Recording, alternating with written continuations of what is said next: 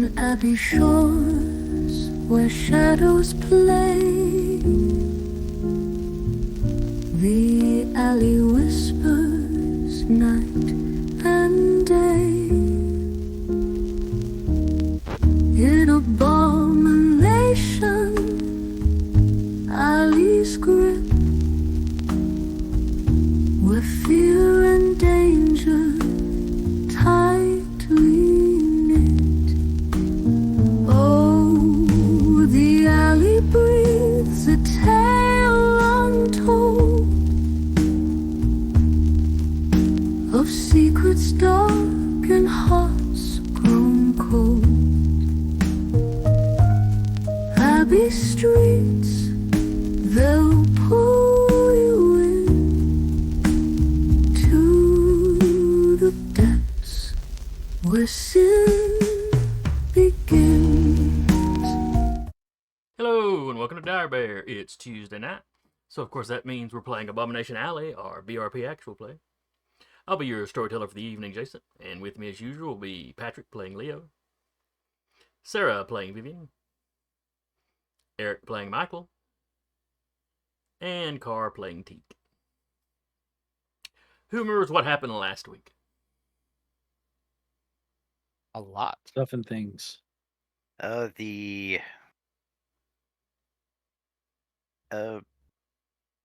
Let's just say the outside agitator got shot. That would be Vasley, Yes. Olnowski. Maybe actually boot up Roll20. That would help.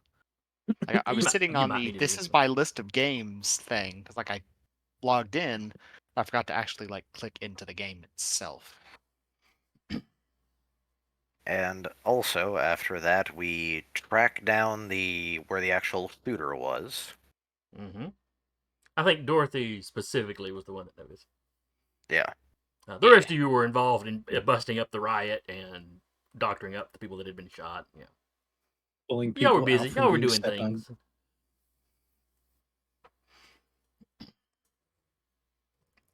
Dorothy is slowly becoming our danger-prone Daphne. Mm-hmm. For any of y'all old enough to remember the early Scooby-Doos. Oh, yeah. But she spotted a window, a suspicious window. And without bothering to mention it to anybody else, headed that direction.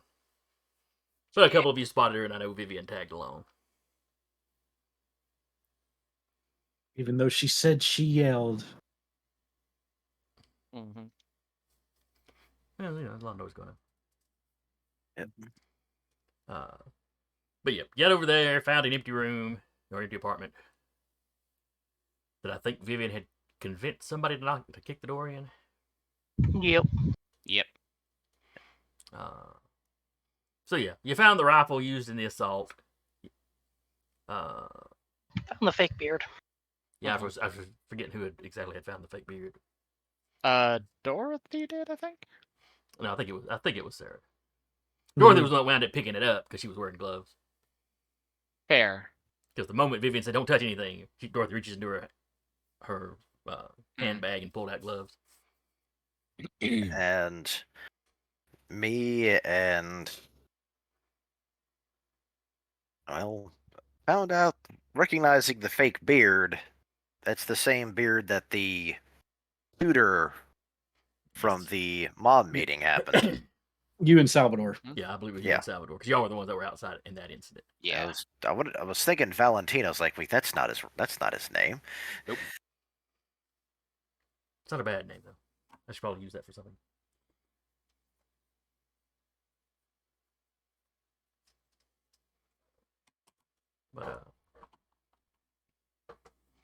But so you're now suspicious that the dwarven shooter earlier may have been a halfling and a fake beard.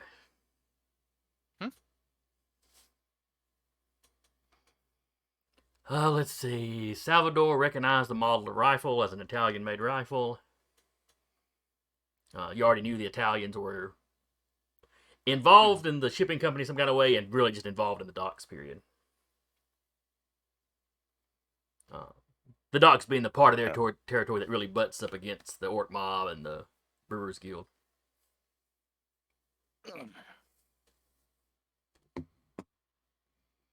More the Orc Mob, but the Guild to a little bit.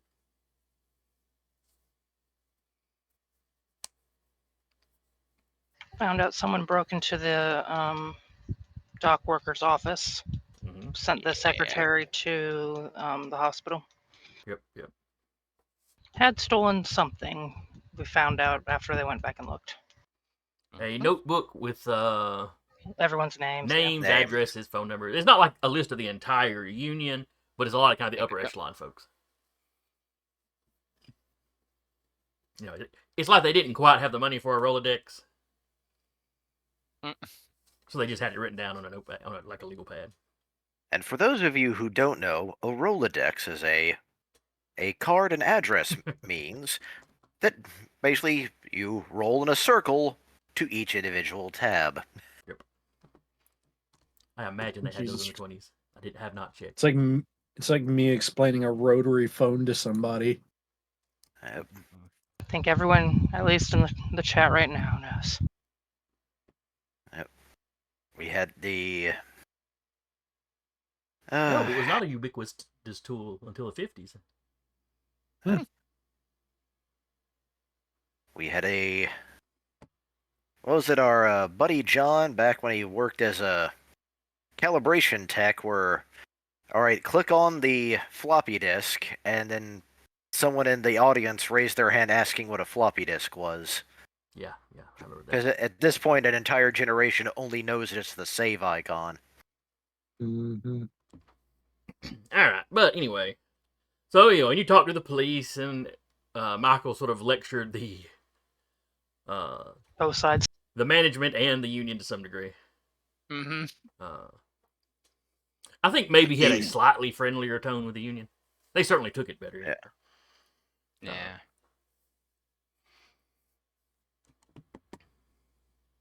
Then I think, let's see. After that, bit of excitement. Convinced Dorothy not to go hunting down the footprints until the following morning when I think Yes. Salvador was going to go with her. I believe that was the case, yes. Yeah. She cloned the Model T. Mm-hmm. And then Viviane went home to her apartment. Well, Lilac was there. They discussed their day. Oh, someone else was there when she came in. Yeah, she had company. Yep. Somebody from her courier job had to drop off the package. He was very apologetic for, having to drop it off in off hours at her home.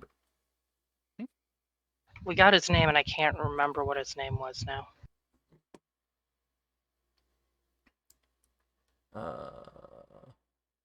Thomas Carmody. Karmody.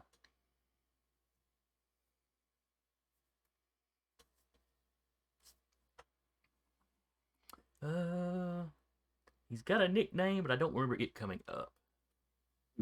Lilac would probably know it. Yeah.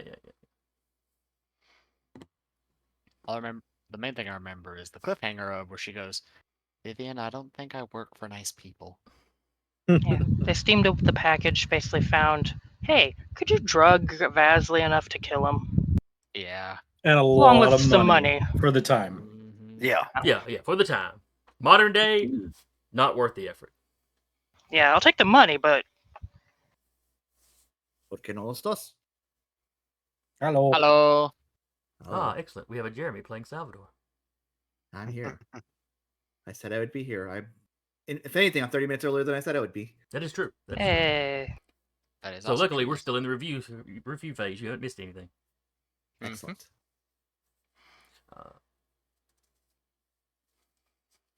And I believe what got Lilac agitated was when you were describing where this apartment was. And Yeah, was she kinda had- like, oh. She had been sent to scout out possible apartments there, I think she said.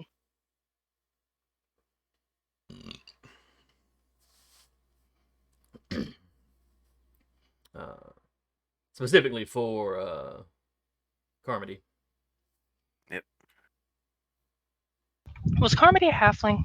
He was a halfling. Yes. Cool. There's lots of halflings in the city. Don't jump to conclusions. I'm not jumping anywhere.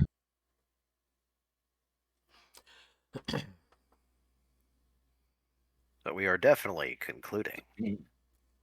I'm not racially profiling your NPCs. Much. I could start. I don't think we really dealt with very many halflings. Which makes them even more suspicious. In fact, I think 100% of the halflings that have names may be bad guys. Don't be suspicious. Don't be suspicious. suspicious. Don't be suspicious. Don't be suspicious. Don't be suspicious. So I think Lilac had said she was going to go to the hospital and watch Vasley. We hadn't Or she had decided anything maybe yet. Maybe she had suggested the ideal. She is visibly upset at the fact that, she was about to be involved in an assassination. Yeah. I guess was already involved in an assassination attempt. Yeah. Because, she's a little, she's prone to giving herself the 5-finger discount. She's sneaky, but she's not bad. She's not violent, for sure. Yeah. She's too small to be Not violent. evil, just self-centered. Yeah. Mm-mm-mm. There's a difference between stealing something and murdering a guy. Yeah. Possession, 9/10, etc., etc. Yeah. But if they really wanted to keep it, they should have watched it better. That's Exactly. what I'm saying.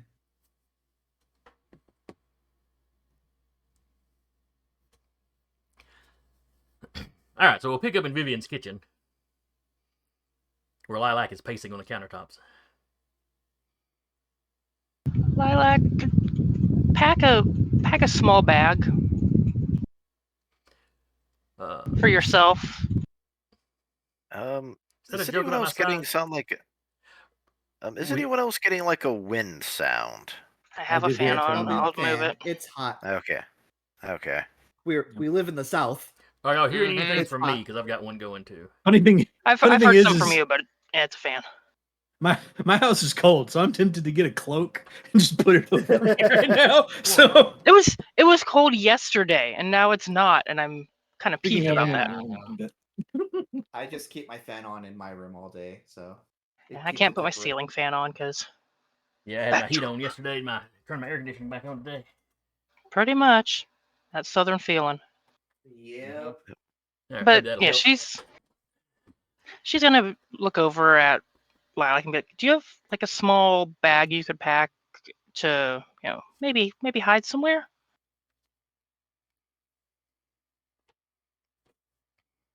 Oh yeah, I've got a.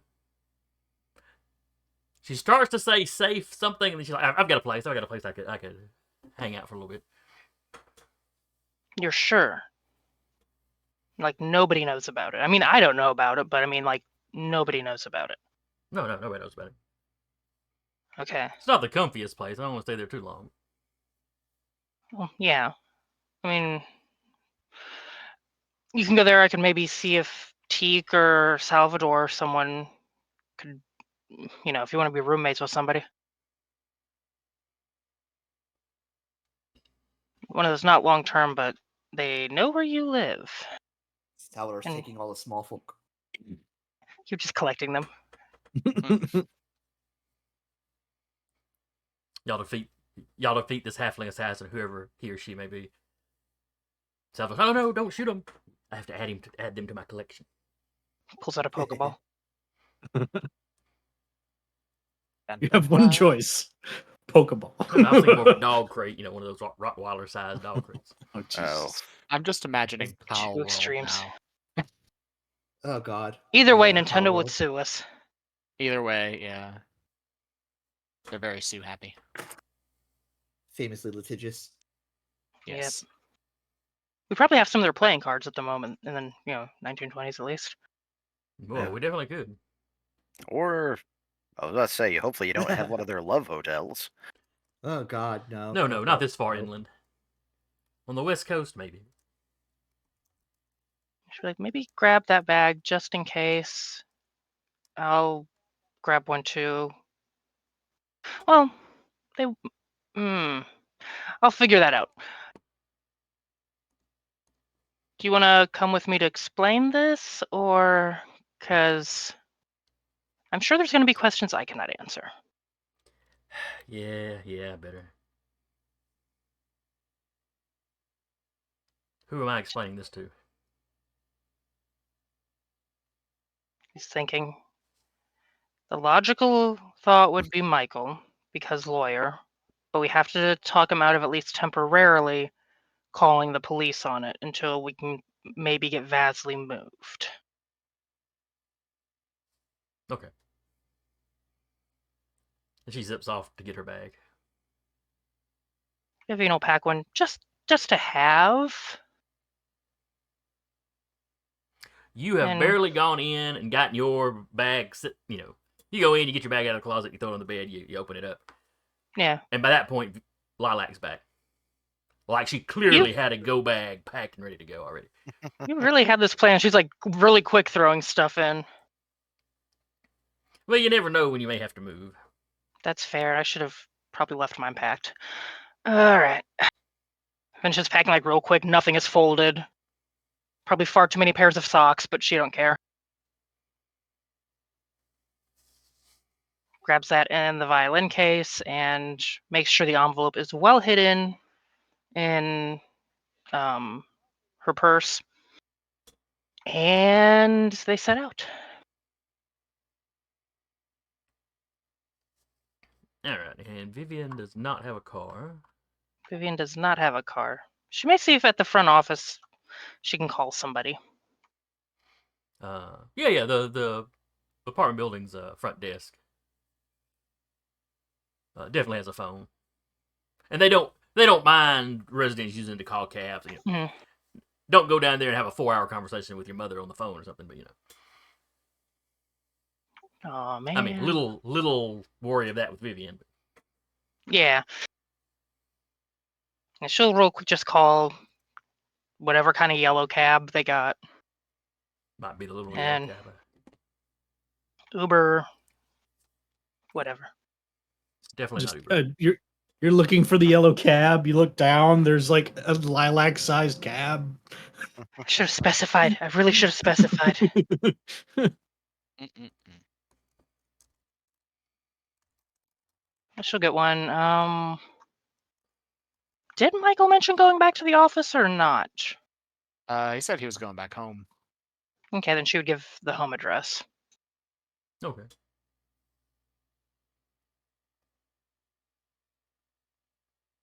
And then just shows up, her and a Sprite with bags and a violin Uh-huh. case. Oh, General Hello.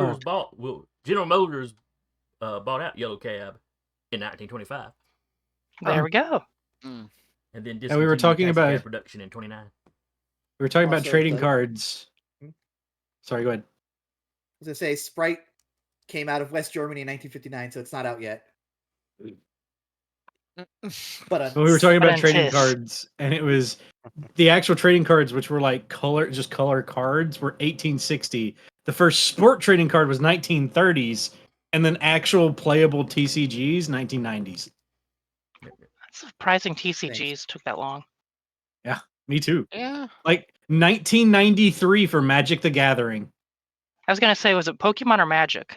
Magic. Yeah, 1996 Magic for Pokemon. Magic was Not too much further. honestly, I knew was the first. So Not by too much. Anyways, up on the front porch. And your cab driver, he's a gentleman. He's waiting to make sure you're let in before he drives off.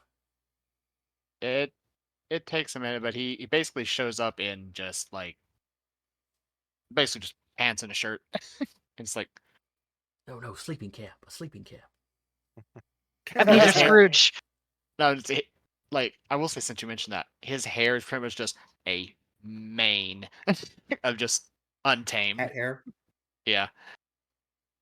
Well, he keeps it down when he's at home, so it's like, do I want to Uh, go? Oh, you walks around him to get inside, closes the door. Lilac sitting on your shoulder at this point. So, new Mhm. developments, and just hands the envelope. So there was, I forget how many hundred dollars we said was in there, but It was like 200 or something. Yeah. It was a like the substantial amount. equivalent. The way she of a says new point. developments, he pauses, walks over to his closet, pulls out a pair of gloves, puts them on, and then She's goes. like, oh man, we have just been handling this willy-nilly, haven't we? And then takes the envelope. Lilac Again. holds up her Yeah. gloved hands. I don't know what you're talking about. Why didn't you have me put gloves on? Why didn't you remind me? You need a patsy.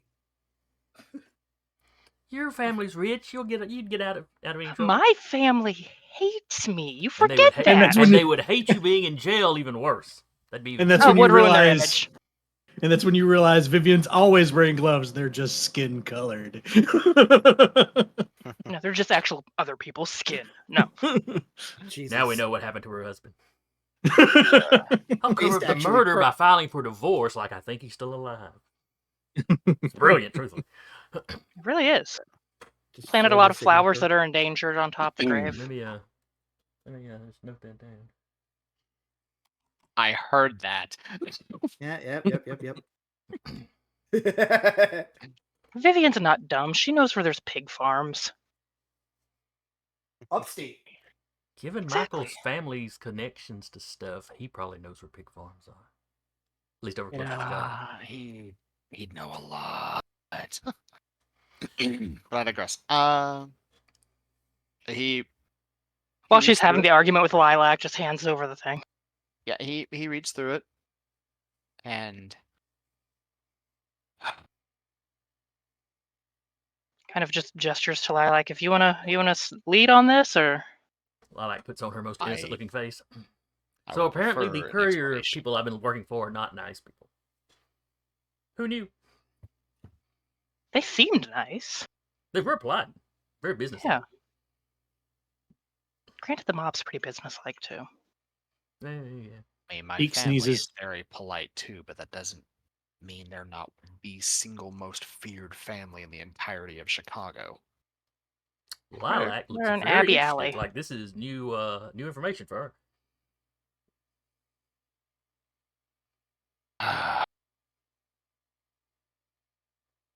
I'm assuming Huh. you Black brought- sheep of a feather, I guess.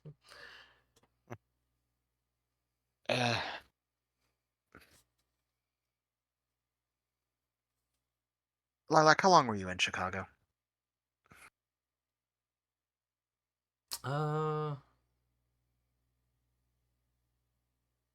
Vivian was there at least 5 years. That's right. I'm sorry. That's right. That's where Vivian went to from Abomination, Mhm. from Abbey Shores. I'm sorry. Yeah. Lilac. Vivian probably- wouldn't have told her about that though.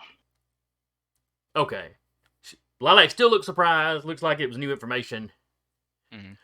And then she's like, "Oh, you're that Anderson family." I am not, no. Well, related to yes. How closely related to her? Back to the letter. This thing right here Yeah. in front of The us. thing that I've like touched way Yes. too much here. We're gonna have to explain that to the cops later. Yeah. She's pacing while this is going on. So Lilac's on your shoulder looking at Michael as you pace one way, and then when you turn around, she's going to lean in to see around your head to still be, looking at Michael. He's walks up, like, takes Vivian by the arm and just, like, pushes her toward the living room. I can pace there too. Trust me. Yes, I'm aware, but take a seat. Sits down. Doesn't look pleased about it. Okay. So, we have what is effectively an assassination order with either some of or all of the payment up front for somebody who works in the hospital to take care of a target because the sniper is Really bad at aiming. he pauses as like when Vivian says as like I could say bad at aiming. However, him dying in the hospital could also be a statement in and of itself. Less suspicious than being assassinated at a meeting.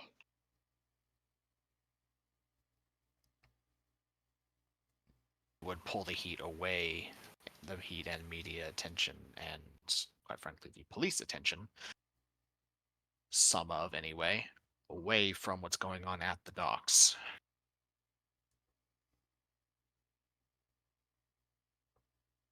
Either way, we should probably get Vasley out of there. And then probably tell the police. Well, telling the police would have to come first because last I checked, he's currently under guard because he was shot at, which means getting him moved means informing the police in the first place. Well, we should call him and tell him to get the notebook. Or just drive down there. Probably better to drive. Probably. Just pat the Now, shoulder. Lilac's like, Gonna well, be I should probably be getting to that safe place of mine. you're coming Come with us. on. They're gonna ask who found it, because they're gonna need information on the courier. And besides, if you vanish off to your safe house, you won't get to ask any questions. And then he goes to get changed. Leaving a thoughtful Lilac behind you. Makes a compelling argument. It is compelling. Though I don't know. Though I noticed he said I couldn't ask, but not that he would answer if I was there. The answering was implied at least. Could probably Yeah. negotiate it. Letter of the law versus spirit of the law, and he's a lawyer. However, Michael, once you get your hair combed and your He doesn't even bother getting his hair combed. He just puts on something enough to where he looks semi-presentable enough to be outside. Just throws a hat on it. Yeah, I was pretty about to say, it's just like he suddenly finds a rubber band. Wait, when was rubber that's bands? pretty much all it is. He doesn't even Google bother that. combing it back. He just like pulls it back into like a wolf tail. It's like that's it. Hat, puts on like not any like fancy thing, just like I'm going outside for a little while clothing. 1845. Yeah. 18 So Oh, it's Oh, patented okay, yeah, in Patented in England in 1845, but wasn't commercially available until 1923.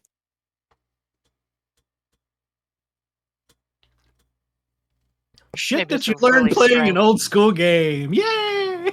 all the useless trivia. timing. Oh God, could you imagine Gods of Appalachia?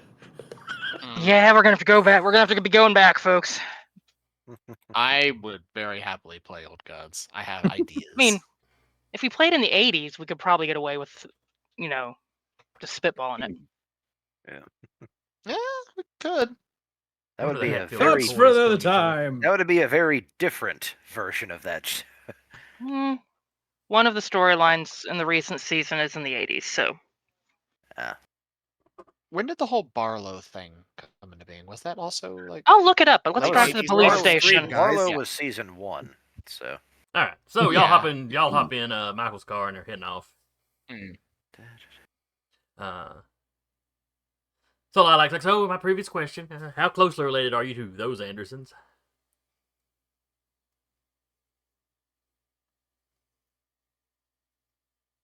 This does not leave this vehicle. Okay. Okay.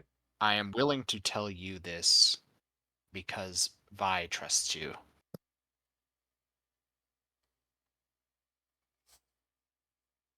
Okay. I am the youngest child of 3 of the former heads of the family. Oh, yeah, it's your so it's your siblings that are currently running it, if I remember correctly. I don't know. When I left. I haven't seen them in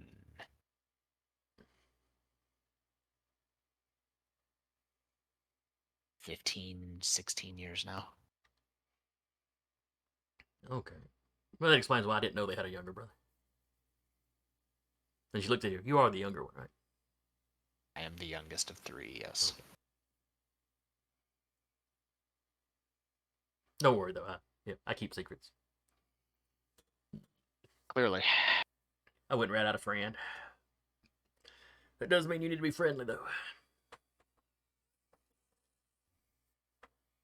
Well, as long as you remain friendly, you will have a friend.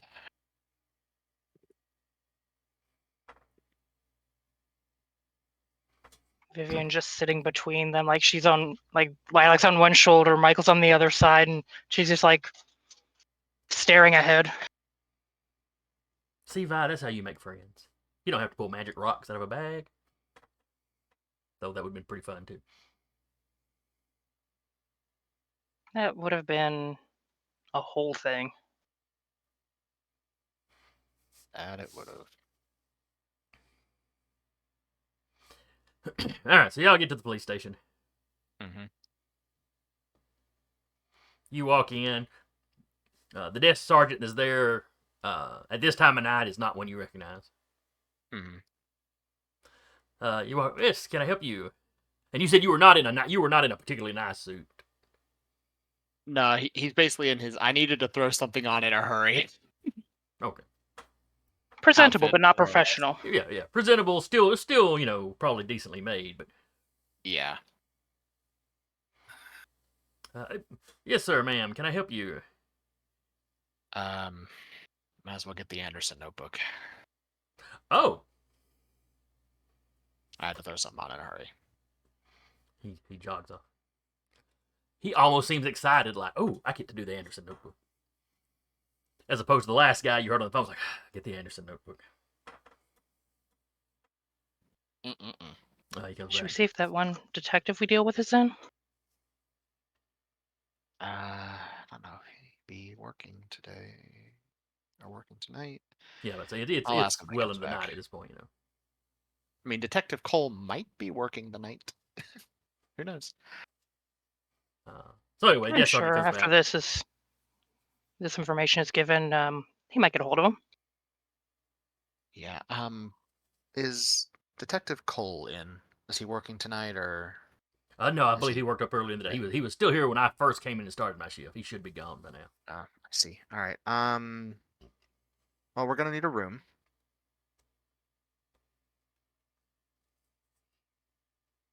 Like a holding cell or like an interrogation room or just some office? Somewhere where we can talk without Not be being overheard.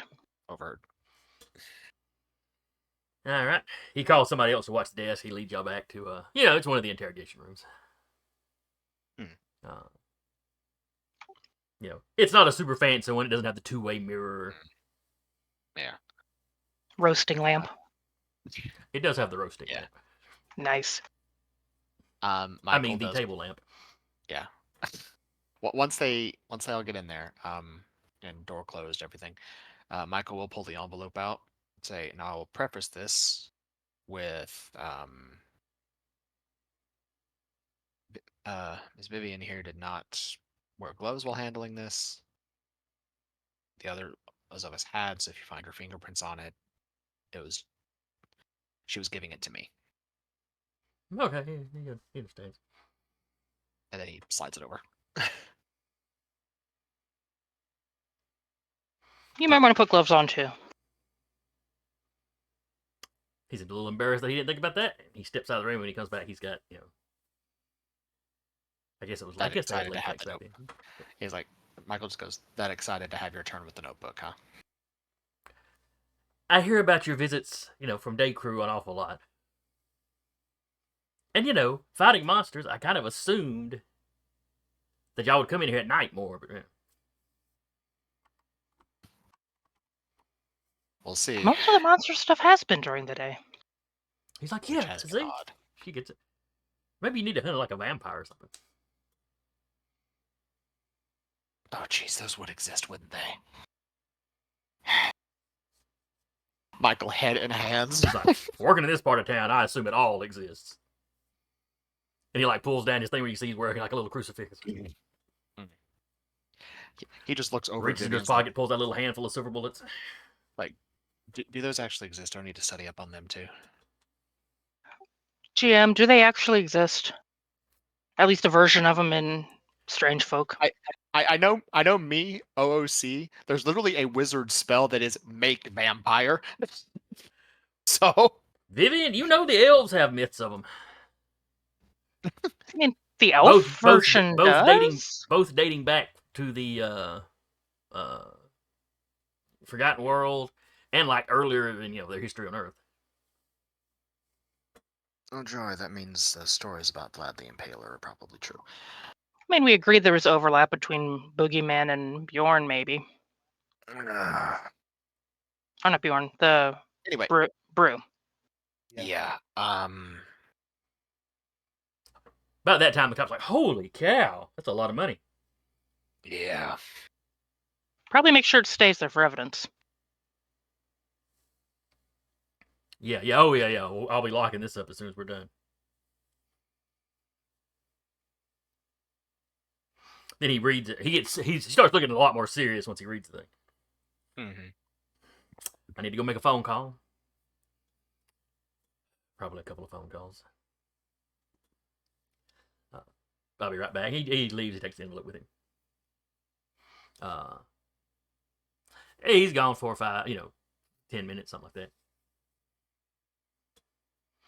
Lilac gets bored, starts playing with the lamp. Clicks it on, stands under it. Oh, the movies are right. It really is kind of warm and uncomfortable. Mm-hmm. Probably the point. Probably nice on a nice cold evening, though. By the way, Jason, I hope you know I'm literally putting in my notes the desk sergeant is excited to use the notebook. Michael will remember this. Oh, I'm sure it'll get old too quick. The Life is Strange screen. Thank you, Everyone Jeremy. will remember this.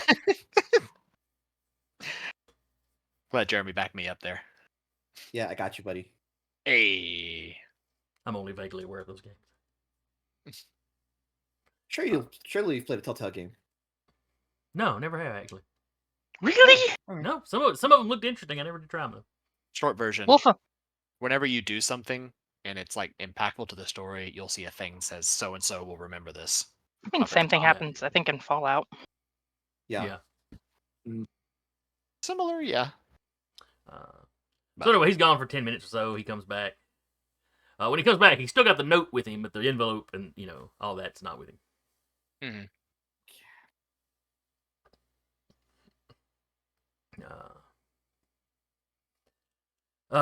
If y'all could just wait here, the captain's on his way in. We've dispatched a few extra men to the hospital. Might just want to see if you can move, Mr. Vasily. That is probably going to be what we end up doing. I think the captain will make that call after he's spoken, for sure after he's spoken with y'all. And he holds it, seeing this for himself. And he offers to get you some coffee or something while you're waiting. I would love some right now. Just water if you have. I don't think I need any more jitteriness. Lilac asks for a coffee with extra sugar. Sprites go through a lot of calories in a day.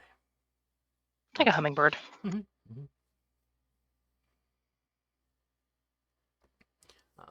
So anyway, the captain shows up. Mr. Anderson. Captain? Miss Rosenberg. Captain? He kind of looks at Lilac. I don't think we've met. No. Lilac doesn't. Lilac does not give a last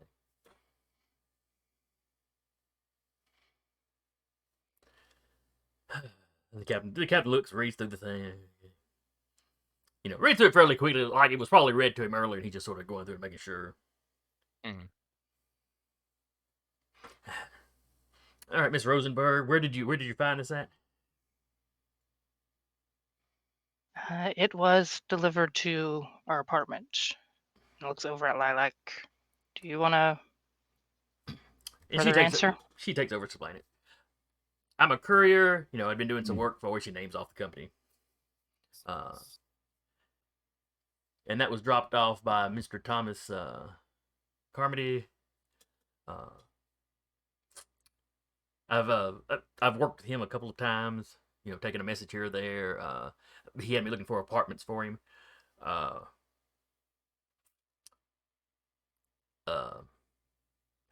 specifically, she rattles off the address of the apartment.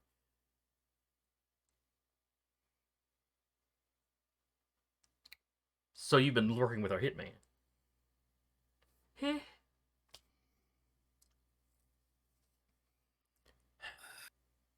To be fair, she didn't know any information until I told her about it this evening, as far as the apartment and the sniper. All right.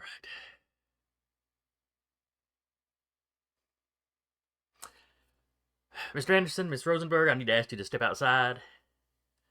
I'd like a chance to speak with with the two of you, and he gestures from Lilac to Viviane. You know, speak to the two of you separately. She steps out, gives Lilac a little salute. We'll go to the Gilded Branch later. Say before Michael does step out, he will tell Lilac that he's proud of her for bringing it to their attention. If you need to retain counsel. Also that. You're the DA. That'd probably be conflict of interest. Though you probably know plenty of defense attorneys you could recommend. Mm-hmm.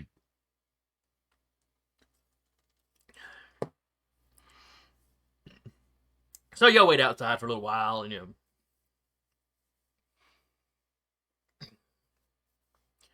eventually him and Lilac step out. And, he asks Viviane to come in. And he just asks what happened. Yeah. You pretty much give it to him straight, Oh, yeah. Went home. There was halfling there talking to Lilac. Handed her the envelope. Talked to the halfling briefly. Explained what happened during the day. Noticed Lilac was acting a little bit strange. Decided, hey, let's try and open this and see what it is. And then found this, went there, now we're here. Well, he's certainly glad you did. Yeah. You are going to move vastly, correct? There's also a matter of the dock workers away office getting ransacked. I think you might know about the we told him to call. You might know about the woman that went to the hospital, had a concussion, I believe. It ended up that they stole a ledger with all of the addresses of some of the higher members of the dock workers. The precinct chief looks over at the desk sergeant, who's kind of nodding along what we've been saying. I'll go get you the report, sir. It came in after that call and stuff come in after you'd left. Lilac wouldn't have known about that. That happened, and I don't think I told her about it. No, she's like, no. We got distracted by the whole, Motion hitman in our house thing. Yeah, you think it was him, or it was someone that he worked for? He would have fit the furniture size of the room, but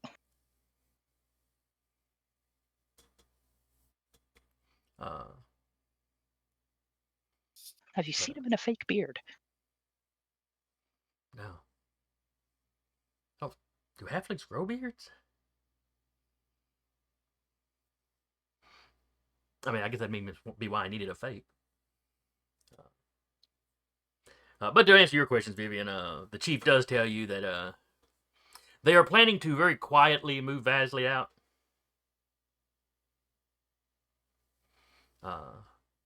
One of their men is going to take his place in the bed.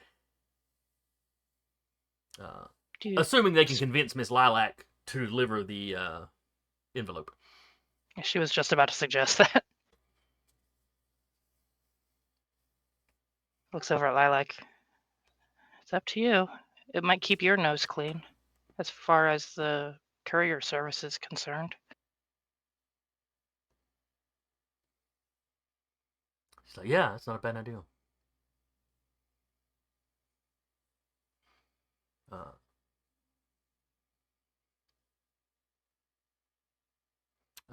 Yeah, GLT5, you know. Yeah, if you think that'll help, I'll be happy to.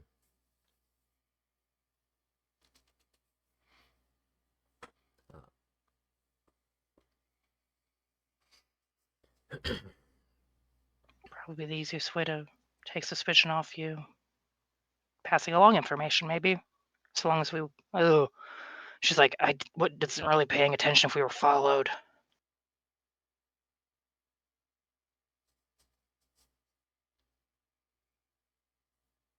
The chief's like, probably a risk we'll have to take. Though they shouldn't have any reason to be suspicious of Lilac. You know, from what she Fair. says, she's done a fair amount of work for them the past few weeks. Or past month, however long it's been. Hope for the best. Prepare for the worst. So what ends up happening is the chief has one of the officers puts one of the officers in plain clothes, you know, in the officer's personal car, and he drives Lilac over in the neighborhood of the hospital. You know, just lets her out at a random spot, and then she flies the rest of the way in. To leave the envelope where she was supposed to.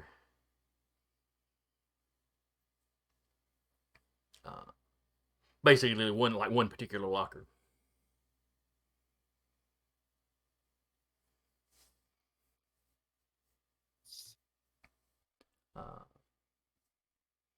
I know before she leaves, Viviane, she tells you she'll check in. You know, she'll check in with you. Oh wait, you don't have a phone in the apartment. Just leave a message downstairs. If you're okay, just tell me you'll meet me for lunch. That sounds good.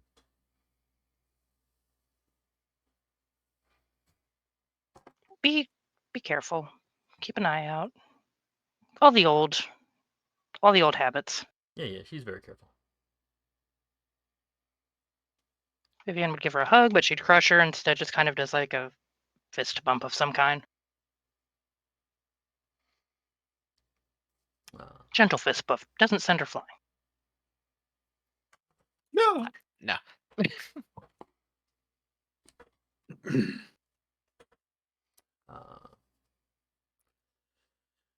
Once they're gone, the chief looks at you, Michael. Well, once again, Stanton, thank you for bringing us this information. Yeah, they seem to be getting attracted to our group rather often. Is that part of being in this, you know, borderline mythic style group? Does it attract the weirdness to you? I don't even know. Be right back.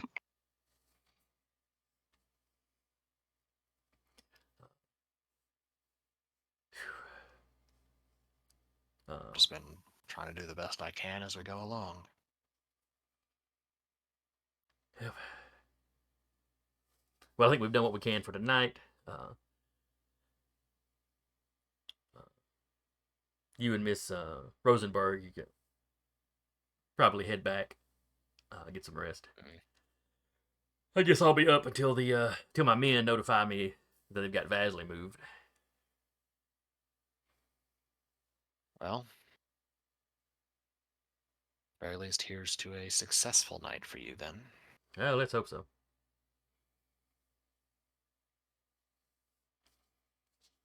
I should probably get to sleep myself. Got potentially another monster sighting further up north. Oh, the footprints. Yeah, that. One of the men let me know. You know, pass that message. You pass that across my desk. You know that. What was it? I'm trying to remember. Did Dorothy call here first, and then they directed her to call the local guy? Yeah. Yeah. Okay.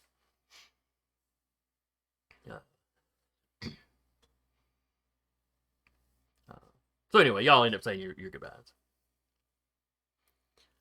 You get home. You and Vivian you get Vivian home and get home yourself with no issues. Yeah. The rest of you have a very peaceful night. I will say, Looking real good. just for the sake of things, and because I always want to see if I can make this go off so I can get the skill rating higher. I mean, nope. But he will be keeping an eye out to see if anyone was kind of following him on the way back.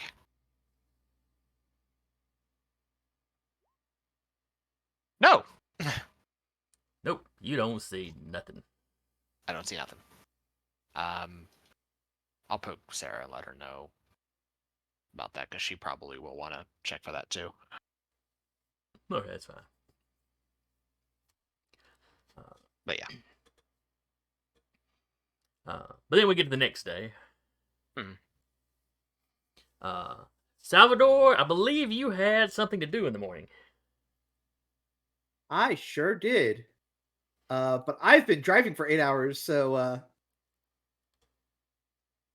You're taking. oh Dorothy to the yes, I'm range. taking Dorothy to the range. Yeah. Yes. Yeah. Teak Sorry. blend the Model T to you because he had to work. Yes. Yeah. Yes. I remember now. Sorry, T. brain's still on the highway. Anyway, yes, that Salvador will get up very early, and like maybe even earlier for like human standards. Is like he's up at 4:30. He's ready to go. He'll give it another like 30 minutes at like 5, and he'll get her.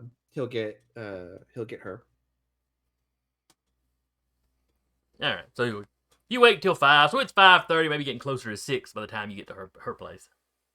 Yes. So you get there, and she's more or less ready to go. She's about half through her breakfast. Mm. Excellent. She answered the door with like a while taking a bite of toast. Oh, here. Yep. A little earlier than I thought. Hang on, I'm not. Be just a minute. I mean, she invites you to stand inside, not out in the hall. Yeah. He'll come in. He'll take off his coat. It has like a chain. He's trying to like dress a little slightly better. And he has like it's not a gold chain. It's just like an iron chain that connects the shoulder bits. I forget what you call that, but he has one of those coats. He puts it on the coat rack. And Dorothy's like, help yourself to some tea. I appreciate it. You remembered, or maybe you just like tea. So yeah, you go in there. She got a tea kettle on the stove. It looks like a tea kettle that's seen some use. It's not like wore out or anything. Her apartment's not much bigger than yours, though it is a little nicer. Mm-hmm. Well, yeah, I expected that. He just kind of takes in the sights. He'll like very quietly drink some tea. You see some she's got some family photos on the wall. None of her parents, other than when she was real small. Mm-hmm. But several with like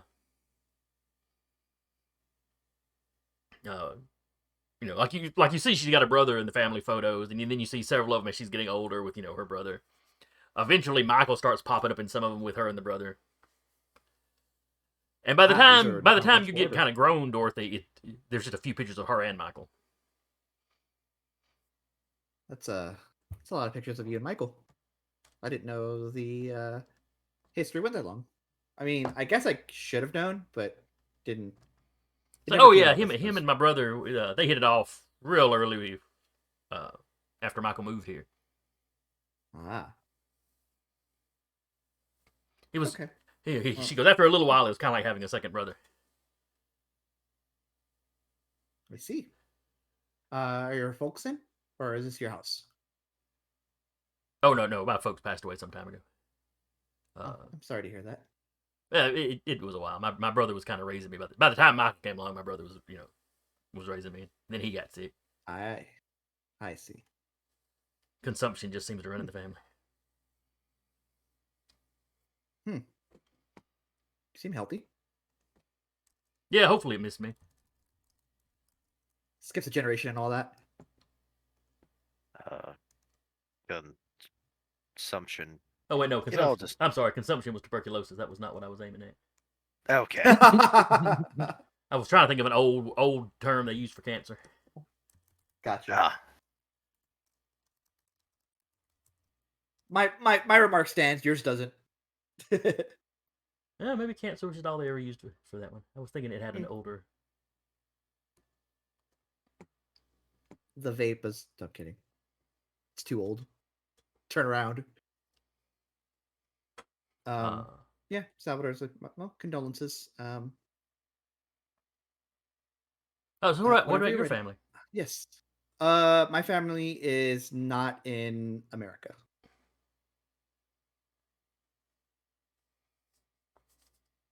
Well, that's not entirely true. I have, cousins, whatever. The thing about Elven culture, especially where I'm from, is if my mama and say Vivian's mama talked for long enough, they would probably find out that we're related somewhere down the line.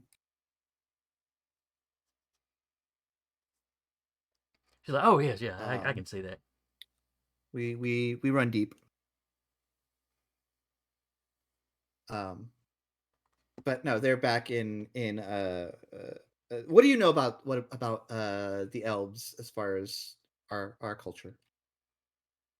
I know y'all. Well, she's in the door. She wouldn't say y'all. Mhm. Well, I know you You all. you heavily influenced the Spanish and French and vice versa. Mhm, mhm, mhm. Well, A lot of French, we a lot of French fashion has a kind of an elven flair to it. Art Nouveau and Art Deco.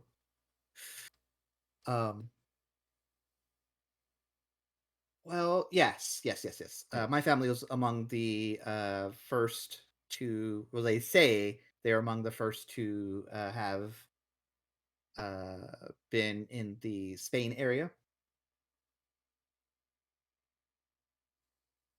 Oh, So yeah, I figured all of you just sort of popped in at once. no, a little. I imagine wherever we ended up popped in, but that's what the family says. I don't know if it's true or not. I wasn't alive during that time. Uh, y'all, by this time y'all in the car and y'all driving on. Mhm. Yeah, I don't think anybody uh, from then is still around. I mean, Auntie Jen's pretty old, but I mean, she only goes back as far as like George Washington. That's the infancy of this country. Uh, yeah, but that's 200 years versus less than 200 in the 20s, but Mhm. versus the 1,000 or so years it actually been. Yeah. But Well, but I don't know. I hear dryads live a long time. you ever seen a dryad up close? I have not. I have not. Neither have I. You know, uh, your folks adapted a lot to the cities, but I don't think the dryads really did. We'll have to go. We'll have to find an enchanted forest at some point. He says, like half jokingly. It's like, yeah, I hear you can go into the deep woods sometimes. Don't go into the. If you see a circle of stones, don't walk into it. A circle of anything, really. Yeah, I was so disappointed as a child. I could never get any of the sprites to explain fairy circles to me. Just avoid them. One of them just looked offended. That, something about we don't plant mushrooms. But,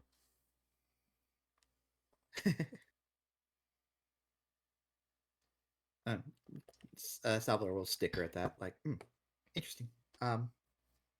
If we Yeah, have time later, I- can we go up north? Yeah. Can we head up and look at the footprint? Yes, I mean, training yes, we can. first. Training first. Training first. Eyes on the prize. But yes, we can do that. All right. So you get her to the range. You start going over basic gun safety. Yes.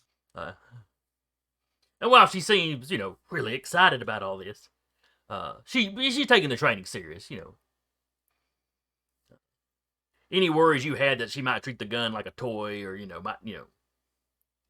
might be prone to goofing off with it, she puts that to rest pretty early. Good. If you want to go ahead and give me a teaching roll, I would love to. because I do believe that is a skill that you have now. That is, it's getting there. It's not like the best in the world, but it's getting there. Well, you keep getting volunteered to teach people, so I do. I sure freaking do. I kind of want to spend some PowerPoints to re-roll. You gonna re-roll that one? Yeah. Let's. Why is that also so low? Oh, I know why. Okay, let's try that one again. All right. 1, 2, 3, 4, 5. Back to 7. And roll teach. Still failure, but Yeah. I didn't flub it. That's okay. No. You didn't fumble, so you don't make her worse at using a gun than she already is. Yeah. I think this is less about Salvador teaching her anything useful. It is more getting a sense of if she is going to freeze up in a situation. Mm-hmm. Like, I think this is just assessing if she is. Can she capable of shoot using- the gun? Can she shoot the gun forward and not hurt herself or anyone around her? She has a gun that's appropriate for her frame. Yeah. Mm-hmm. She didn't go get like a 50 cal or 45 caliber or anything. Yeah.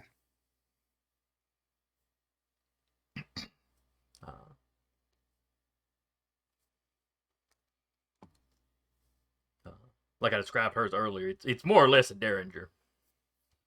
Okay, just like a smaller. Yeah, gun. it's like 2 or 3 shots probably. Mm-hmm. She wanted something she could carry around easy. So, she'll splurge on something better once she knows what she's doing. But you mostly go over gun safety, kind of the basics. Mm-hmm. If she is doing that thing where she tends to shut her eyes as she's pulling the trigger.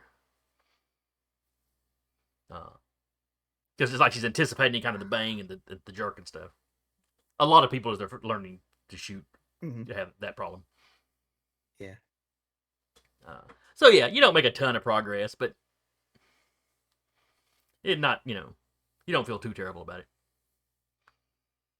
At least you kept her from running off to the north by herself. She didn't run off, and she didn't shoot herself or somebody else accidentally. Correct. I can work with this. All right, cool. And then that will be that. And then it's like, okay, that's not bad. I would strongly suggest against closing your eyes when you're firing. Yeah, but you're not hurting anybody. I understand. It is a common reflex.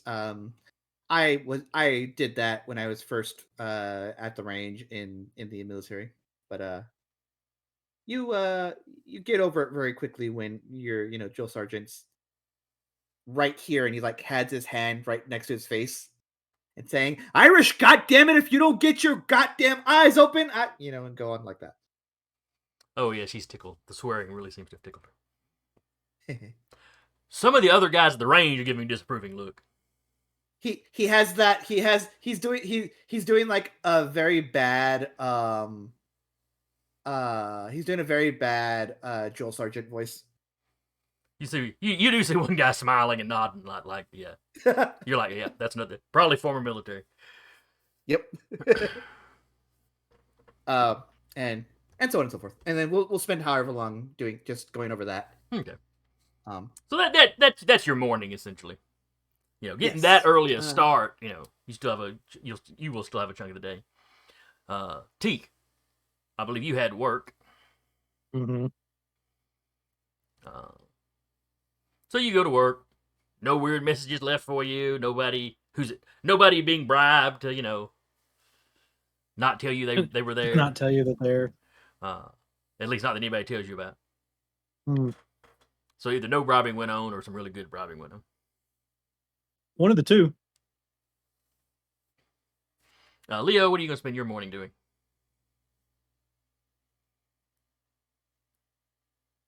Patrick? Well, the pick with that, I was actually going to be, because the initial plan was to go out to investigate the footprints with them. And that can be something they do, slightly, not late in the morning, but slightly later in the morning. Okay. Because In they that would case- not be at the range more than a couple of hours.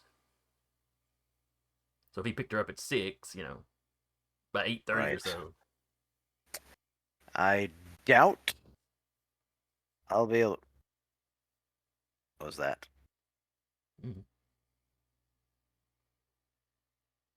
Oh, okay. I doubt I'll be able to pull this off, because one of the things because we know from what we've able to figure out is that the Italians have been, well, the mob has been actually the ones kind of behind it. But why are they? And this is, I think, just something that's just slightly that I'm not getting at. Why would they need to resort to these tactics when just regular bribery would have probably have worked? You don't know. Maybe they've tried to bribe Vasley and it didn't work. Who knows? Maybe he called them Captain Swine when they tried. Idea roll or?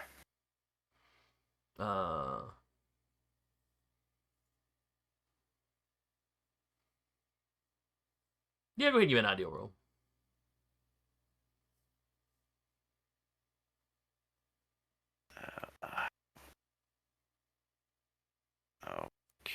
Okay, what happened there?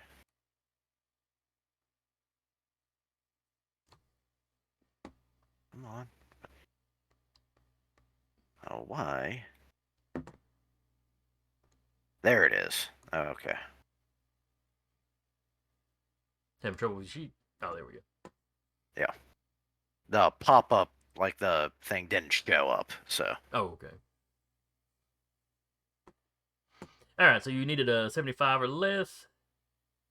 You got a 53, so that is a success. It does seem a little extreme. But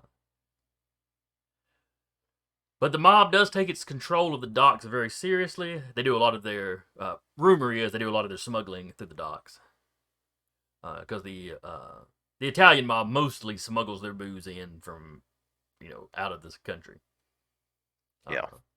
Early in Prohibition, you had a few bad cases of people getting poisoned by locally brewed stuff. So the foreign stuff kind of got the reputation for being safer. And that tends to be what the Italians did. In this setting, they started off working with the dwarves. They tried to screw the dwarves over, and that's Yeah. That's why the dwarves went independent. But you kind of assume they probably would have tried to bribe Vasley. But he seems to have a history of going around and working with numerous unions, so he may just not be, he just may not be a man you can buy off. All right. He may take his whole communist philosophy very seriously. All right. And if they were going to cap somebody, he would probably be the better one to cap, as opposed to Jim or somebody else, because he is the out of towner. So locals wouldn't be happy about something happening to Vasley because he's been helping them, but it's not really like one of their own getting hurt. Yeah.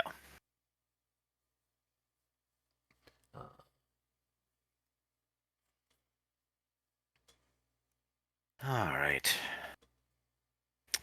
Another thing that. What day of the week is it, by the way? Did we ever say last time?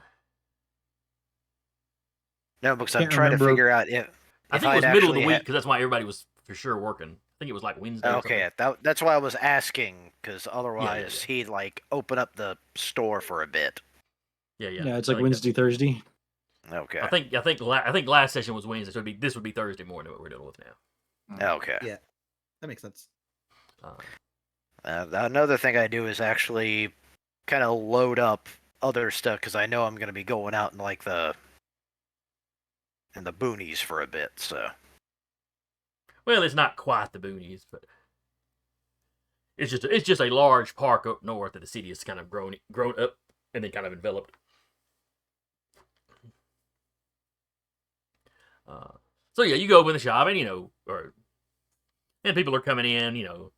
You're selling remedies. You're doctoring up on people who can't really afford to go to the regular hospitals. Some people are paying money. Some people are paying with eggs or fresh baked goods or. Yeah, it's almost like you're a country doctor. Yeah. Just in the poorer part of town. Oh, yeah, that's essentially how it works. I get the idea of the it was Daredevil's law office, kind of how they got paid half the time. So. Yeah. Yep.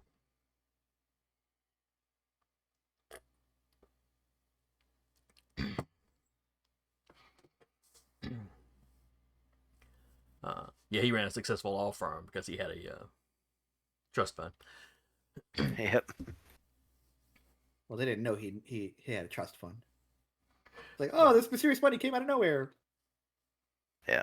Although I do love the fact that why he had that giant apartment is, well, because you never saw it at night. And then you saw the giant neon sign right outside. Yeah. It's great. I have to believe the guy writing that had watched that one particular episode of Seinfeld. Yeah. Yep.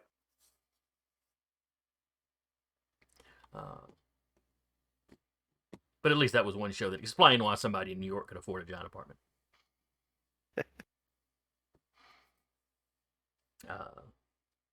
So you're doctoring up on people. Eventually, Salvador and Dorothy would probably swing by to pick you up. Yep. I'll leave a notice saying that I'll be out of the office. Out for lunch. We'll be back in a couple of hours. Yeah. Without defining when it was you left, so nobody knows when a couple of hours is up. Yeah. Who else am I picking up? Am I picking up the whole squad? Am I picking up just some of people? I think it was just me, you, and Dorothy were the only ones going, unless Teak wanted to come along. No, Teak wouldn't be coming because that's why he lent you the Model T. Yeah. Yep. He's working. Yeah. All right, so Cool. y'all start driving up north. Yep. Let's see, Teak. If you get started early in the morning, it'd probably be 2 in the afternoon at least before you get off.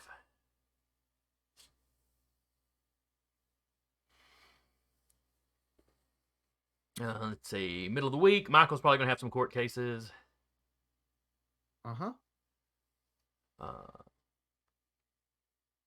Probably.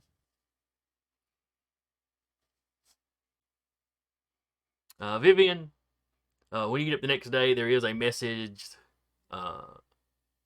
downstairs where Lilac has left you a message about meeting for lunch. All right. She'd probably go into the office after that. Okay.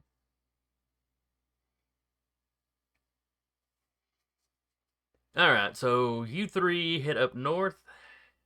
I was sitting here looking at this, and I was like, Teak would have a lunchbox, but no, they weren't invented until 1935. Really? Lunch sack. Yep, Yeah. It should be a lunch sack. Yeah. Lunch sack.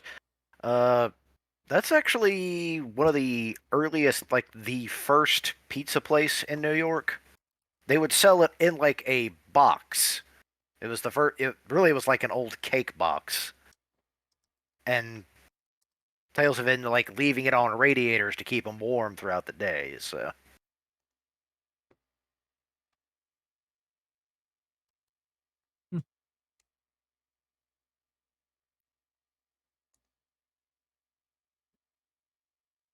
Let's see, 1930s lunch. I'm now looking at old lunchboxes. See what you've done.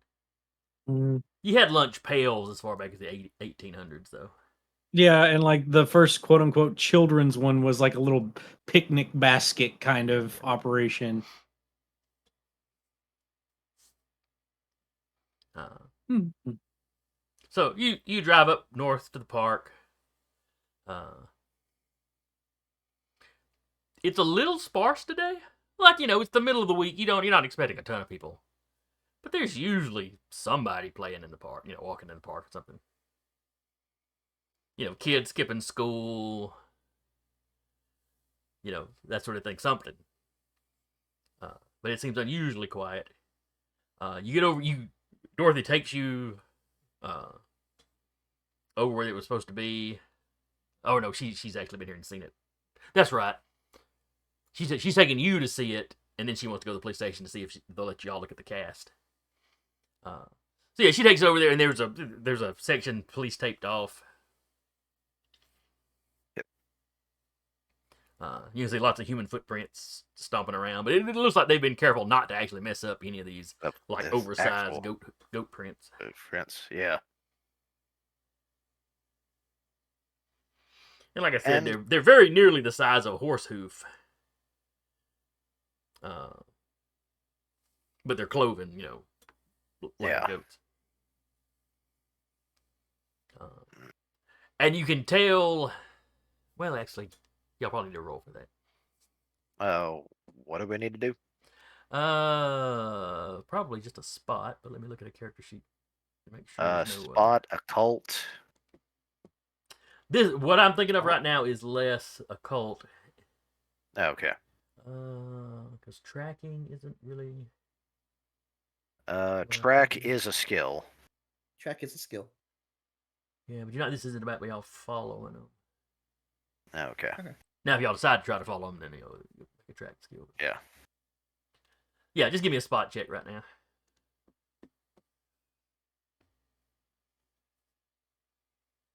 Just barely. Oh, there it is.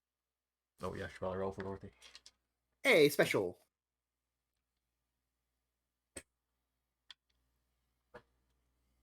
Okay, with a 97, Dorothy's just like, it's a big goat print. Behold, goat. Wouldn't that be bad gold? So let's see. So Leo got a success. So Leo, you notice that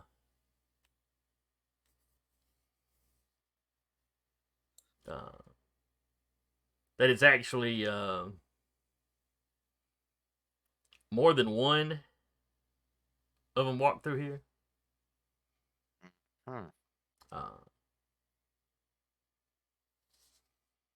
Like this isn't like a super soggy area where there's a ton of prints. But it's enough to where I can tell. But you can tell there's a variation in the size. You're like, okay, this isn't one guy that walked through and left miscellaneous prints. This was at least two of them walking, and just each one of them would leave a print here or leave a print there, but not a. Are there any known strange folk that have cloven hooves?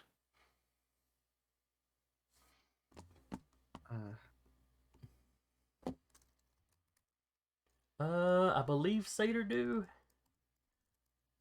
I did do a special. Not a lot of them in the Americas, but. Okay. Yes, the Satyrs are cloven.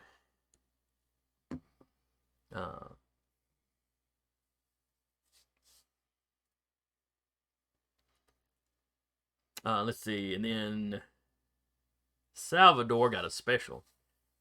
So you're kind of picking up on everything Leo is. Mm. But you also notice where the presumably police officers that were working in the area. Where some of them have left prints do.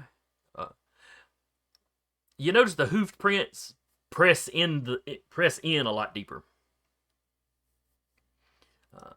Like a heavier. Man, these guys were heavier. Were probably heavier than the human folks that have been walking around here. Yep. I'll look at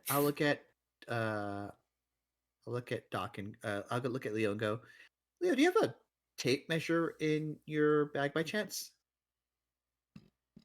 I'll dig around, like it might have like calipers or something, so it's easier to see. So Close enough.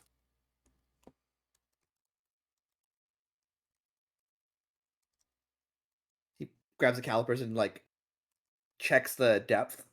Okay. You don't have to give me exact numbers, but I'll like do that. Like that's our guy. I'm holding it up, and then and I look at the cops and I go, and that's the officer. Uh, that big one that attacked me and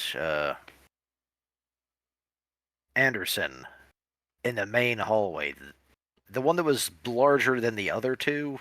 the one that seemed to be buffalo based as opposed to like goat or antelope. Or not Yeah. antelope, gazelle. Would that one be big enough, or something like it? That one was probably a little bigger than this. Okay. I mean, you'd have to look at the body to really be sure, but you suspect that one was bigger than this. The larger print that you see is probably a little bigger than most of the ones y'all faced that day. Because most of them were about human size and probably about human weight.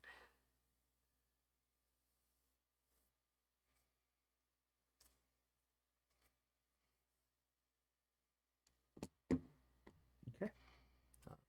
So that tells us our perps are very dense. So if we see them, we are going to respectfully go the other way and wait for our allies. So I can shoot them all day, but that probably won't do a whole lot. I still brought the backup in case that option is denied to us. Oh, so did I. And he like holds up his Yeah. bag. Yeah, I have my bag too of the BAR in it. Uh-huh. Dorothy's looking at y'all's bag. She holds up her little handbag. Because I think we're all armed. Armed doesn't necessarily always work, and we have unfortunately learned that through the weird water what's it from last week. Yes. All right. My only thought is it's like open. Oh crap! This is my gym bag. Like At the whole outfit bag. laundromat. Why do they want me to wash a gun? Oh well. Yeah. They just tossed it all in the machine with the gym bag, and it just goes off in the machine.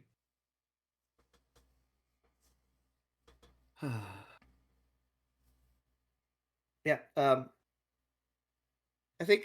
think we start like just kind of going up the trail, I suppose.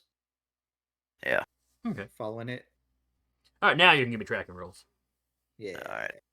All right. Let's see what I can do. I'm not great at this, so I'm not great I'm at it gonna fail. either.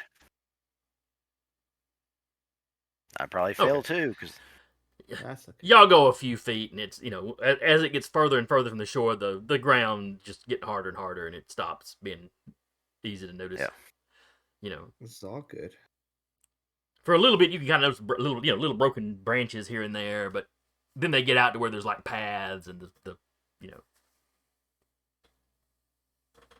areas that people I'm- use a lot where there's not a whole lot of underbrush, and you just lose them. Also, I am going to. That would actually, because it's all based on my POW. I'm going to that detect magic in this area.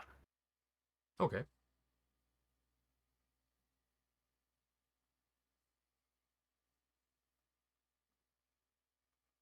I think that's a special. I can't be sure. Leo, no, it just says success. Okay. Yeah, I'd say special if there was one. All right. So yeah, if you're rolling on a 70, you would need a 14 for it to be a special. All right. Just to give you an idea of what the range is. But all right, let me look at detect magic right quick. Let's see, this will be Book of Magic.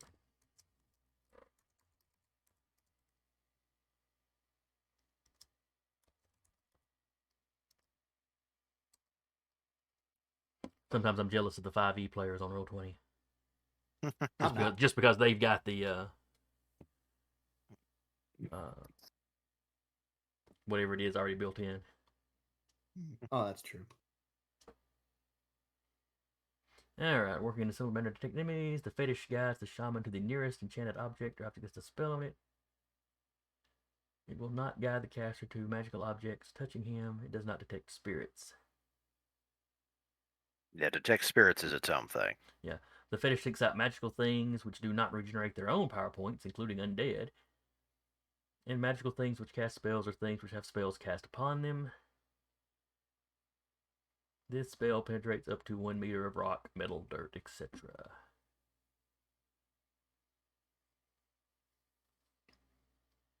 Alright. Are you just doing that like in front of all of us, or are you just trying to do it off the side? I'm doing it more off to the side because we've walked a little ways down trying to track it. So Sure. It's more. Does Salvador see you with whatever you're using as your focus to like doing that? well, my focus is just like a pair of glasses. I see. Yeah, he can make his, and the proper term is fetish. He can make his Yeah. fetish, pretty much any sort of object. It's less the objects. It's like, oh, WWE wore glasses, but it's more. Do I hear him? Do I see him go shum yum yum yum yum yum yum? There's not really verbal components. Okay. At least not with shamanistic magic, as far as I could tell. Uh-huh. Because a lot of the verbal components is in gaining the spell itself. Because essentially, like how I got this spell, I basically had to fight a spirit in order to gain this ability. I'm gonna fist fight a ghost. Gotcha. Okay. Carry on.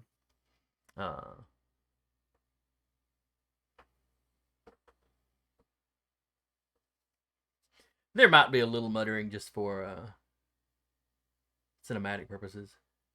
Mm-hmm. But because I don't know how much of this stuff you can actually use if you were bound and gagged. Well, in your case, you're using a lot of objects. But yeah, you definitely see him pull out the glasses and put them on. Yeah. And then get a really kind of focused look. So Patrick, your spell. If you want to look at the map, that closed everything. What happened? It's y'all are within the yellow circle here.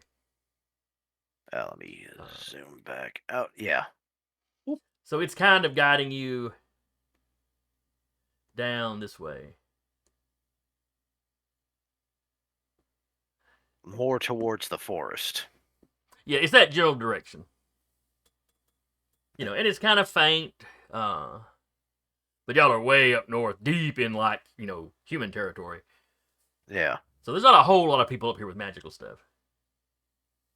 And actually getting to the forest itself would be, several miles of walking.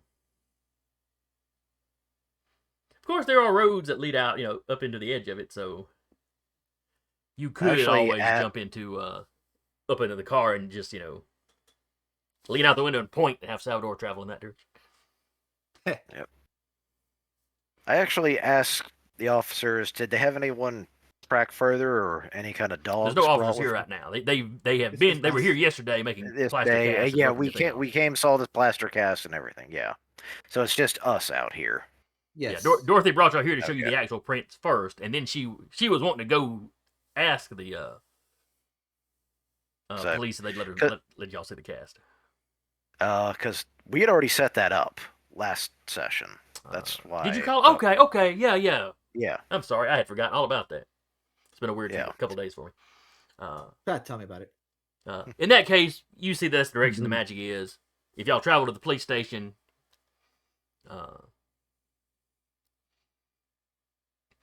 you get some looks walking in.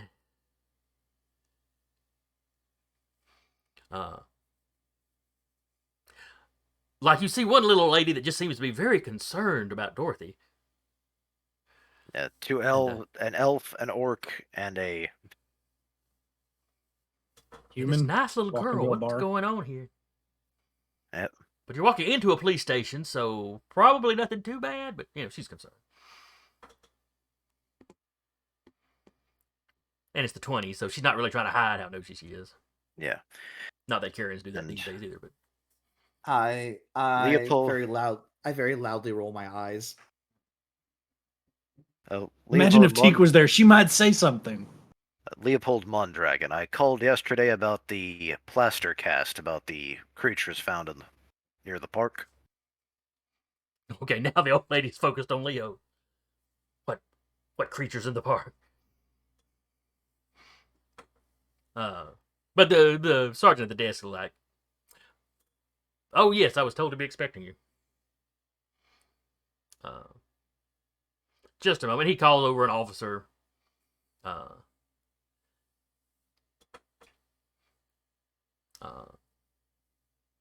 Mr. Leo. Or what do he call you, Mister? No, he just calls you Leo. He spoke with you on the phone. If you come back with him, they'll show you the cast. All right. He's like, some of our forensics guys have given him a look and carried him down to the university to let some of the Probably like naturalist the actual types there, look at him.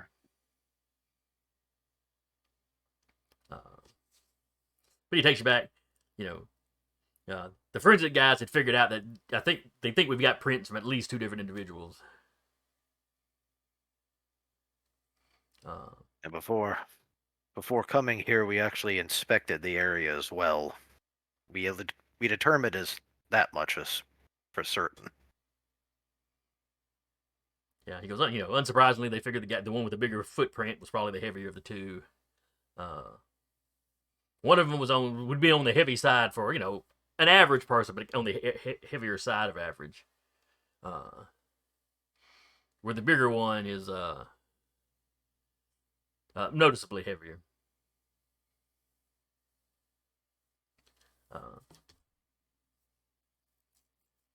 And what little tracking we were able to do we've found it looks like they were heading towards the heavier forest area. Has anyone with dogs or anything been inspecting the area, or just focus on the prints? The chief sent out some folks with some tracking dogs. I mean, we don't have those regularly at the precinct, but some local hunters he knew who had hunting dogs. None of their dogs were willing to track. It's like they would take a whiff and just start whimpering. Yeah, the bird dogs I can kind of understand, but the one guy came in and he tracks bears with his dogs. Weird flex, but okay. In the 20s, you still had plenty of bears around. You probably still have bears. You still have plenty of bears now. Yeah, people still actively hunt them.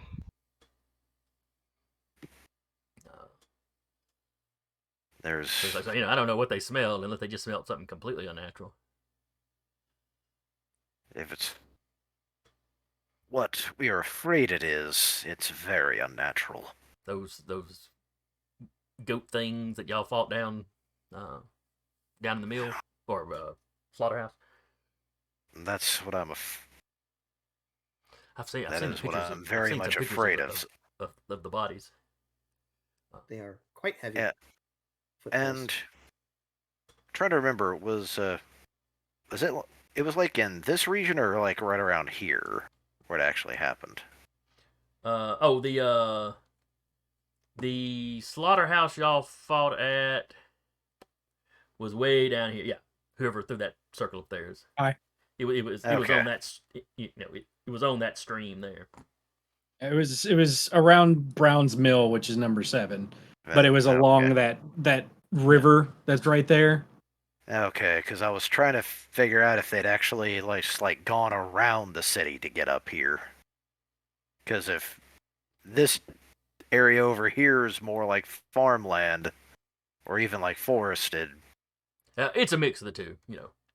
that blank part of the map, you're getting out, kind of out of the city limits into the county at that point. It's a mixture of farmland.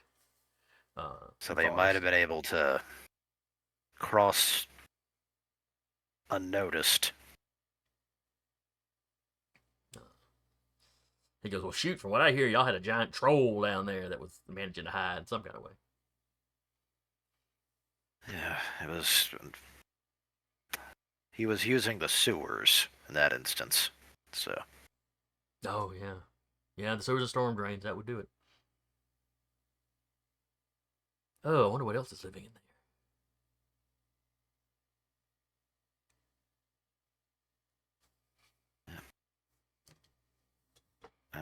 That being said, we may have to. Do you know of any good guides? Because we may actually have to head into the forest.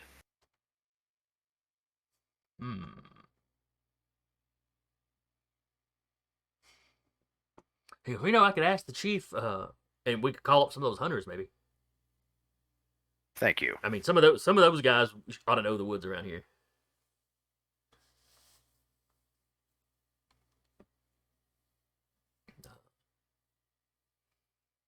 He's basically like, just wait here. I'll go check with the chief. And he comes back with a paper with several phone numbers, names and phone numbers on it. Well, let's see. Some of them have phone numbers. Some of them just have addresses. Some of them live, from the address looks like they live outside the city. He goes, now, Chief said feel free to contact these people. But whatever compensation they want, that's between you and them. This is.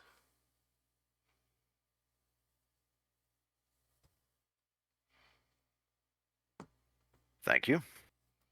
Hey, if it'll help take care of this. And he kind of puts his hand down next to the big one's footprint. I do not, or the cast of the print. Yeah, I do not want to run into whatever made that. I think I still have Leo's calipers. I just put the measure it out. Like, I wouldn't either.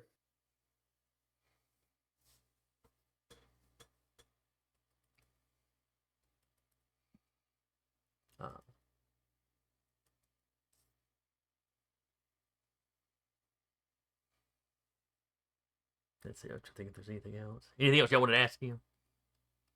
No. Dorothy's just excitedly looking around. And eventually, the officer just kind of look at her. Are you part of their group, or?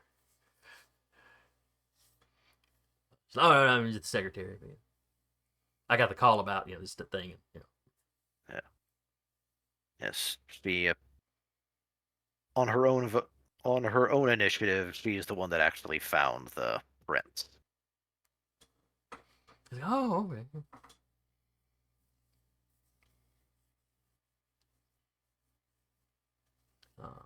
And she explains that basically they wind up stepped over to the side just talking, leaving y'all alone with the cast. Yeah. Not that there's a whole lot for you to get out of the cast that you didn't get from the prints, but.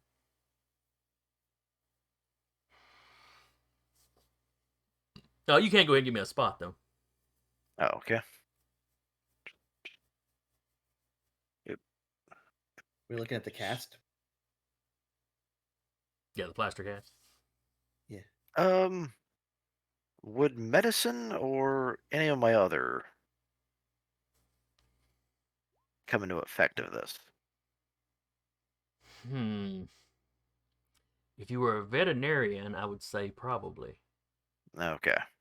But you're not. I also have a cult, so that's why I'm also asking too. So a cult would not. Okay, so spot you said? Yes. Okay, you both got successes. Okay. That's not what I wanted. Looking at the cast, it's easier to pick out some details than it was in the actual mud. Where you were under the tree, under trees, and, bad lighting, and you're seeing marks on the cast that it looks like the hooves have been cared for. Like there's marks almost like they've been, ground down here or smooth, or kind of like how you have to take care of a horse's hoof. Mm-hmm. Yes.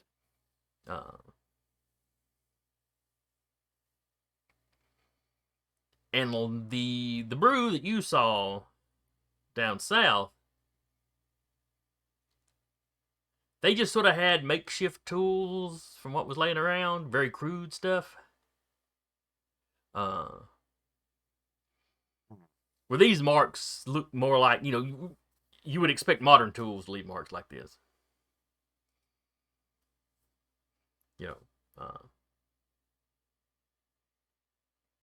You probably don't know a whole lot more than that. I don't know if either of you were really raised on a farm. No, not characters, really. of course. This interesting. And Patrick, as a medic, from what you've examined briefly at least the brew bodies. Some of these markings, it'd be difficult for them to do this to themselves. They'd have to get a buddy to do it. And have the tools and know how to use the tools.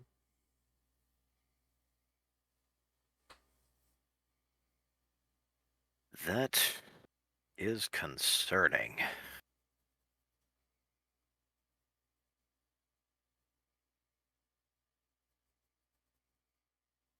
So I'll leave y'all at the police station for the moment. Right. Teak, you eventually get off work. Okay. What are you going to get up to now? He has no idea where anybody is, so he's gonna, I guess, go back to the office. Okay. When you get to the Yo. office, Viviane say, Hey, babe. Yay. There's coffee on. She's got a gigantic mug. Thank She you. did not sleep. Goes gets coffee. You okay? Yeah, it was a night. What happened? Oh yeah. She'll just go over the whole thing. Yeah, I wouldn't get any sleep either. Yeah. Lilac's in a safe house somewhere. She's okay. from outside the window, you hear, The "Oh yeah, I'm tiniest fine."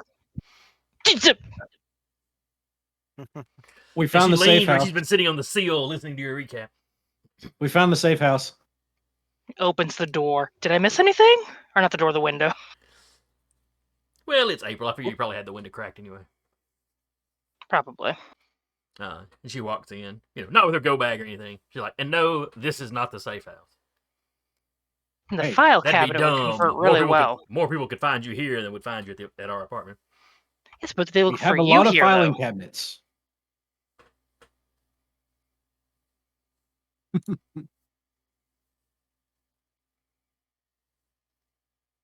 Well, at least it's good to know that you're okay. Yeah, I got somewhere safe to sleep.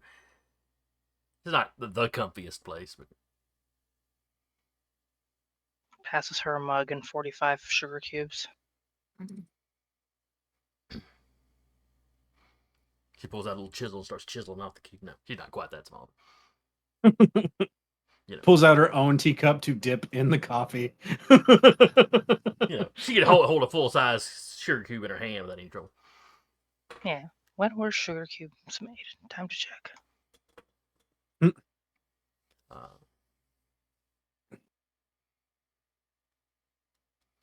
But yeah, she figures during the day she's probably safe enough moving around. And she tells you, she dropped off the letter without incident. Haven't heard anything back, but haven't reached out. Anybody get the paper? Well, not like they have it in there this quick. Never know. She'll run down and grab a paper. You run down. There's usually a newsboy somewhere close to the diner. Trying to sell people papers as they come in and out.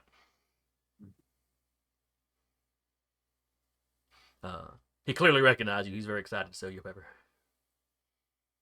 Gives him enough for a paper and for probably some kind of lunch at the diner. Oh, thanks, lady. Yeah, don't spend it on anything silly. and goes back upstairs. Or do. I'm not your mom. I was about to say comics and candy, but comics aren't really around yet. Well, they're kind of more dime novels, and they'd be like cowboy western kind of comics, kind of stuff. Yeah. So what we'd consider comics. Yeah, they didn't come out till later. And even the old pulp novels didn't really start up to the early 30s, I don't think. Yeah. So yeah, No, westerns. Sellers got pulp novels. Well, dime Sellers got some- novels. Yeah, dime novels and penny dreadfuls were kind of the predecessors, so they would still be around. Yeah, the dime novels for sure. Penny dreadfuls were probably dying out by this point. Yeah. Inflation is what killed the penny dreadful. Yep. R.I.P.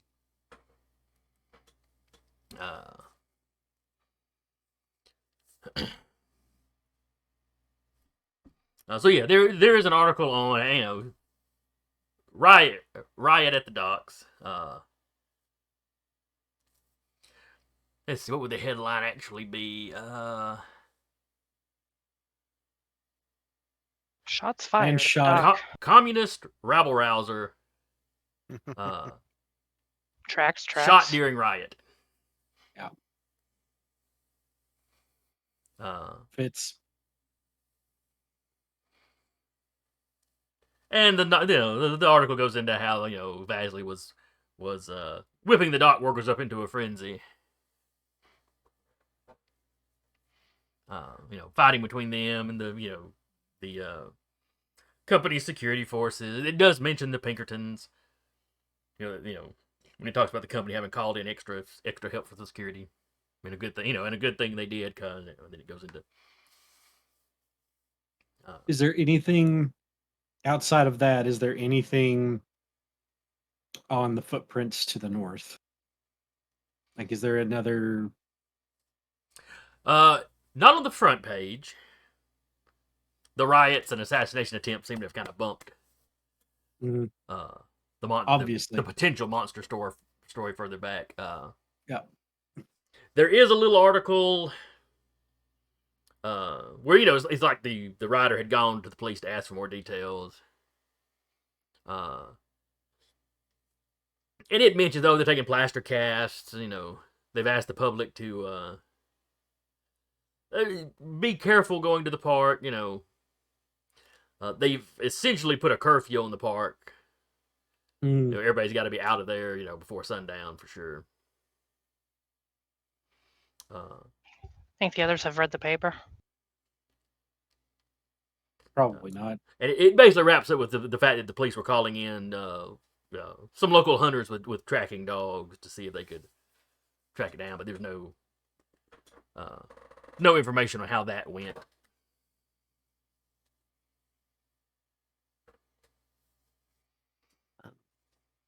The article still writes it like it might be, an actual something, or what are the chances that it might be a hoax?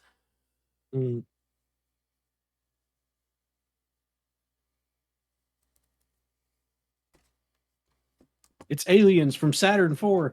I think you did start having some UFO sightings and stuff in the 20s. When did Bigfoot sightings start? Those were. I think that same question came up last time. We did that, last week. Yeah, that came up. The well-known photo video, I think, is 50s, 60s, 70s. Yeah, it's actually a lot more modern than a lot of people think it is. While the Sasquatch, that's been a myth for a while. Oh yeah. Bigfoot sightings in the 1920s are documented, though not as extensively as later decades. Yeah.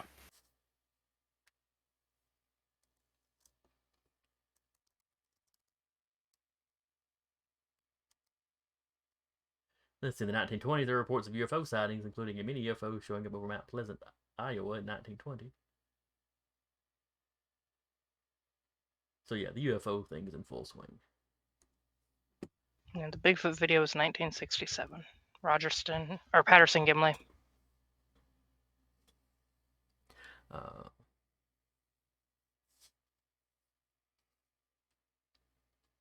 So anyway,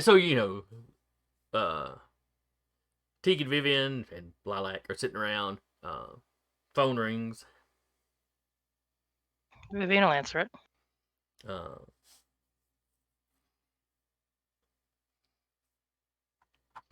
The voice on the phone is like, I'm assuming you identify. Yeah, Bjorn, office. Vivian speaking. How can I help you? He tells you this is Sergeant David Gale, Winburn Police Department. The chief wanted me to call and let you know that let's see, how careful would he be on the phone?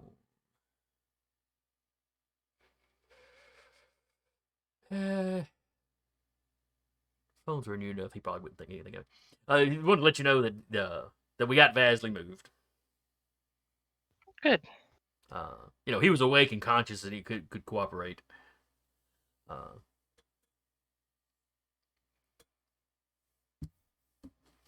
Basically we moved into a different hospital. We've got him under an assumed name.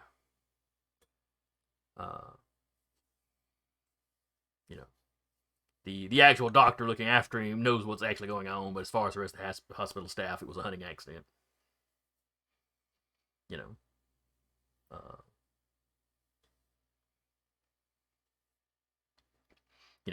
Does the article in the paper ever actually mention a name? Yeah, it mentioned Of the Vasley. person. Yeah, it mentions Yeah. Vasley by name. Okay. Yeah. But the hospital Known staff communist would. and rabble rouser. The new hospital would only have his fake name, Right, the new hospital except for the only, doctor. they have him under an Gotcha. alias. Gotcha. And like I said, Vasley was awake by that point, and, lucid and stuff. So yeah, he's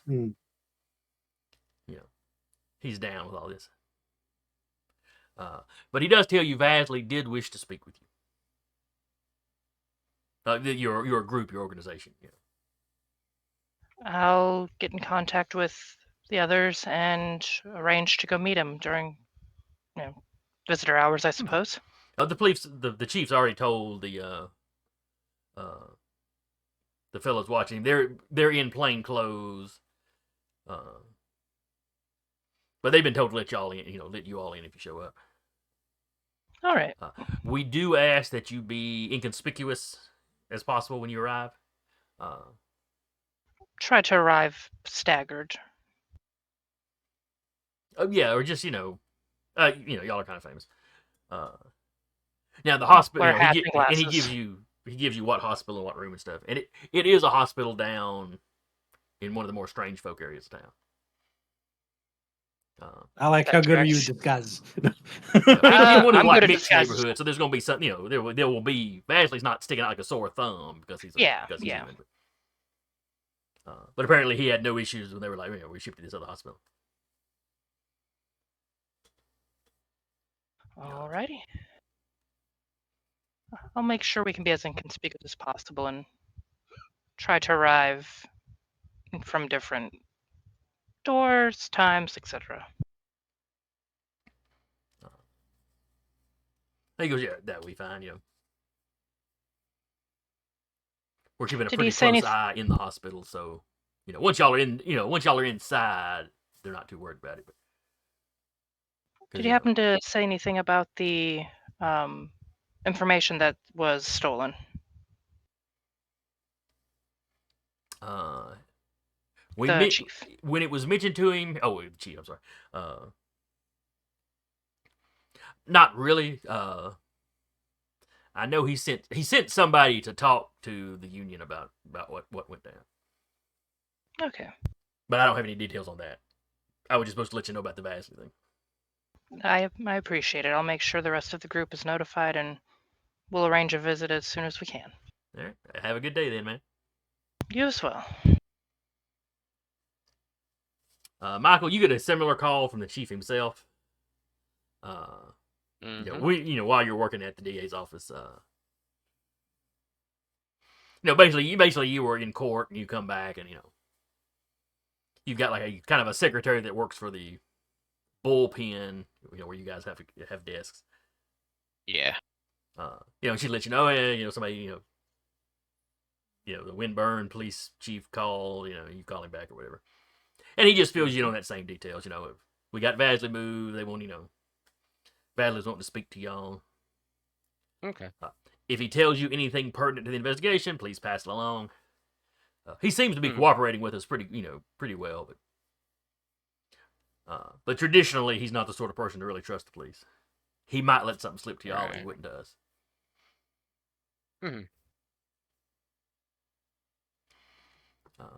Can't imagine why he wouldn't just trust the police with such a glowing write-up in the papers.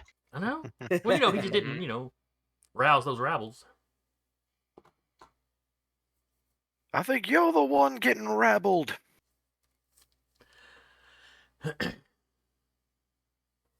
She will leave messages at the usual places she would leave them for Salvador and Leo. Okay. So for Salvador, you wind up talking to Miss Penrose. Okay. Myrtle Penrose. Yes. She does. There's not really a front office in her building, but she has a phone in her apartment that is kind of the official phone for the apartment. It is also a rolling pin. It's the first If sound they of their had phone. novelty It's her rolling phones back pin. then, probably. Yep. At the very least, there's a unscrews hook on the from wall one of next the to her where she tops. hangs a rolling pin. Yep. But she's very pleasant on the phone. She was just asked to have Salvador call or come by the office at his nearest convenience. She's like, "Oh, sir, I'll go. If I see him, I'll tell him. I'll go slip a note under his door now." Thank you so much. Oh yes. You people you're doing the neighborhoods around here a service. Is passing a few messages the least you can do. We appreciate the support. And how is that nice Smith Dorothy doing? I hear she's working with y'all now. She is as invaluable as any of us. Oh, yeah, she seems like such a sweet girl. Even with all She the is. unpleasantness going on New Year's Eve. She is. And she's gonna get herself killed. She is. No, don't let her get into any Oh, trouble. pretty true. And she basically just keeps keeps the small talk, Voice. She's one of those people you get on the phone with, and it's hard to get off the phone with her. Teak just going to get his next cup of coffee just says, "Hi, Miss Penrose," gets his coffee and walks away. Looks at Teak like, why did you get her started again? Oh, He's is just that Mr. he T? I was starts almost off. silent. He just starts silently laughing as he walks out the door down to the diner. Going to have me a 4-course meal, then come back up and see if she's managed to hang up yet. Vivian's like, I'm going to age 14 years on this phone call. Just in brings real her time. brings her back like a plate of food. She has like hunched over and aged 5 years. You're an elf. You don't age that fast. Oh wait. Mentally, she is aged. You can see it in She her will talk. eyes. She will talk for as long as she wants to talk, and then eventually start I gotta get going. Oh yes, I'm sure you're busy. I'd hate to keep you. And then she finds some other subject to go into, but you eventually get off the phone with her. We'll have to do lunch sometime. Bye. Click. You won't believe this. I'm actually going into a tunnel. I don't know how that's possible. A few minutes later, T comes up with a plate of food. How'd it go? Sits it down for her. She is a talker. She says, while calling Leo's place as well. Wherever that would be to leave a message. Okay. And I'd assume Lilac would follow Teak to go get food and come back up. Lilac's like, I want no part of this. Deal with it. We don't want to deal with that.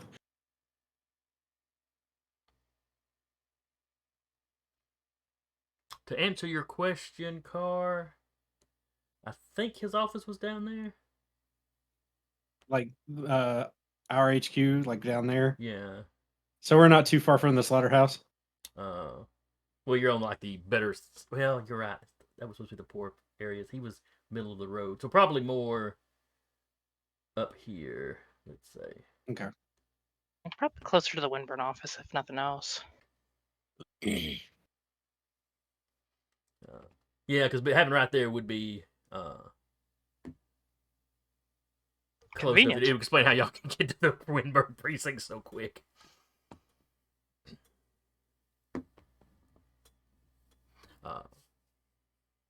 So you get off the phone with her.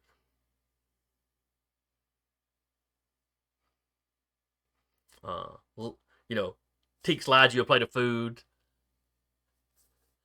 and then Lilac's just looking at you. She looks over at Vivian's plate, and then she looks back over at Teak. Vivian slides the plate partially towards Lilac. Help yourself. Hey, as I said, I figured Lilac would go with Teak down to the diner because they didn't want to deal with that. Oh no, Lilac loves sitting there looking at how uncomfortable Okay. Vivian was. Then if that's the case, Teak would have brought Lilac a plate. Teak's not that mean. So Lilac's got the newspaper out on the desk and is like, laying down on the desk, head propped up like that, reading an article about a National Guard armory getting hit. Brings a getting specific robbed. portion food for Lilac and sits. That's probably a saucer. And just sits that down for. Ooh, Would they have like Sprite-sized utensils and plateware? Most diners in this part of town do. Fair enough. Plate of food, Yeah. pie. Proportionally, they still look a little big in Lilac's hands because she's on the smaller side for a Sprite. And there's a lot of variance in Sprites, Miss Yeah. Penrose, for example, isn't much smaller than a halfling. Of course, she is also quite rotund for a Sprite. She's a bumblebee. We love her for it. It is kind of Bumblebee-like. Like, aerodynamically, how does that work? Though really, Sprites in general don't work aerodynamically, so the wings are too small She for the body flies through size. sheer spite and collecting rent. The power of a rolling pin. Mm-hmm. It's her focus. That's it. She's a shaman. Yep. There you go.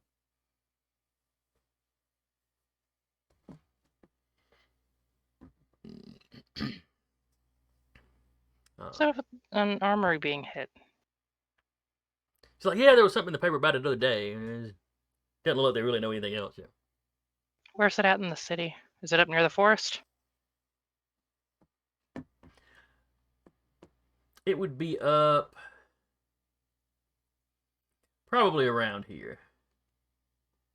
We'll have to let Dorothy know so she can add it to the board.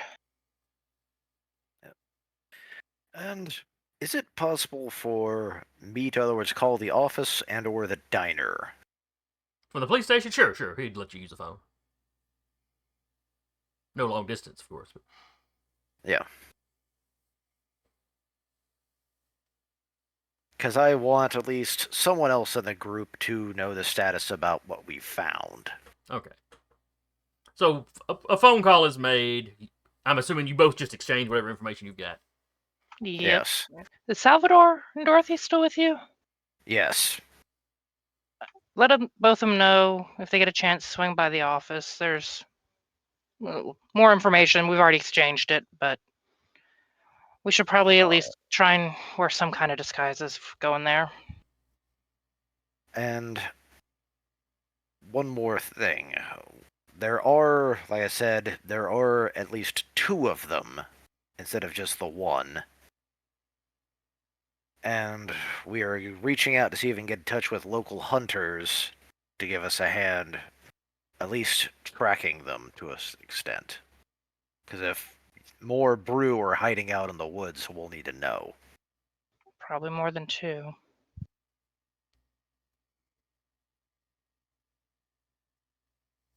But there's also one other odd detail that came up. This is something that I noticed when we were looking at the plaster casts. The hooves are cared for. As in, someone with modern tools are cleaning their hooves like they were livestock. There's minotaurs, correct? Minotaurs do exist in setting, yes. Not a lot of them in But- the U.S., but yes, they did certainly exist. And question though, do they have normal feet or do they have hooves? Minotaurs have hooves. Uh,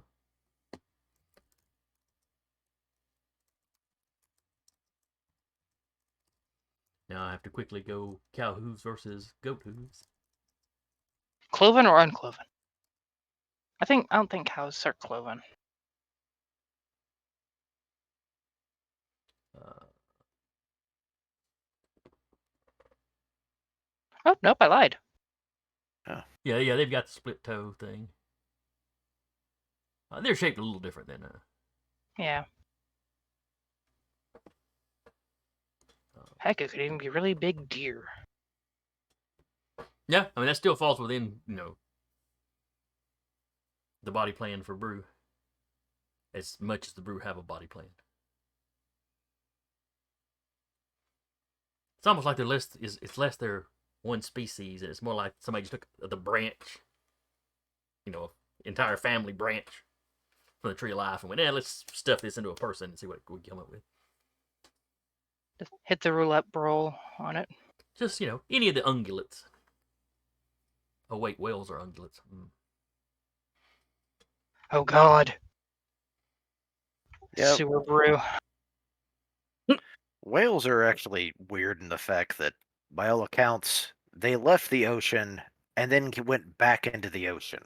Well, they Can left you the ocean blame when them? all the rest of us did, and then they went back. Yeah.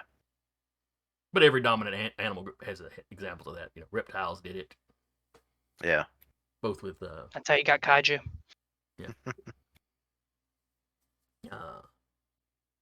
but yeah, everybody that's looked at this,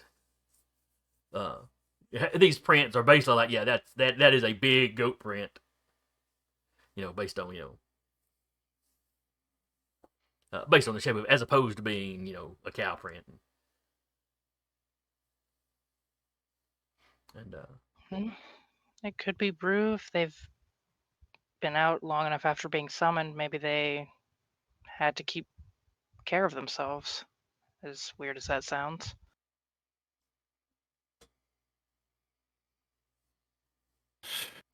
Can't get hoof rot. that's fair. That's fair. There's Leo, with your that. occult knowledge, hoof rot actually wouldn't be a problem for them, as brew are immune to diseases.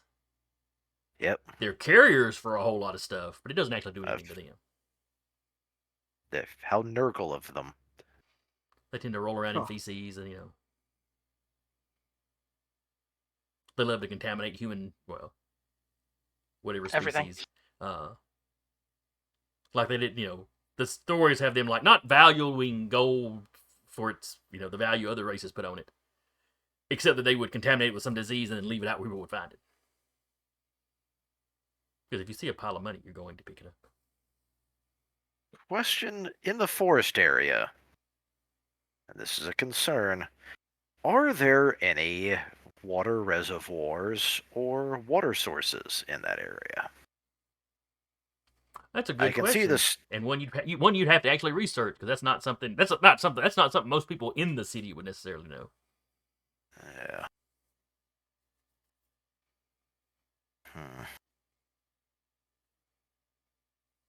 yeah. Knowledge history, where there's like local that, or there's like some specific geography I'd have to figure out. If you had a knowledge local, that would work.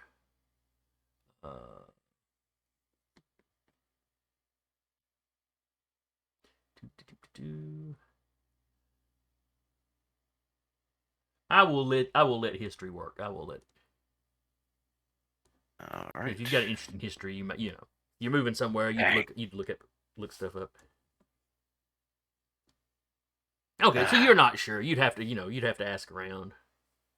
Because the fact that they like to contaminate stuff is... That could be a problem. Now, you do know you're on the shore of a great lake. That's probably where the city's pulling most of its water from. Yeah. So if they're going to do something like that, you might have to look more at the water treatment plant. Yeah.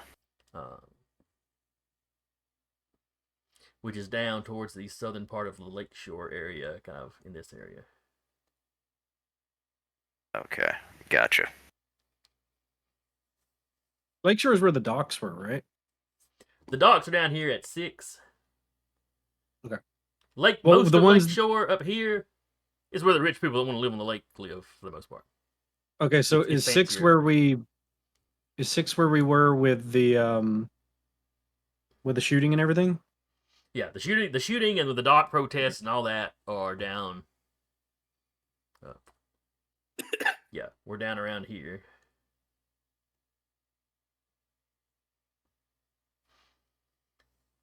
Like the little park that y'all met the mermaid at, that you said was your usual rendezvous, would be just a little ways down here. Or was it a little ways over here? I forget. Whichever way the Slaughterhouse River doesn't flow once it hits the lake.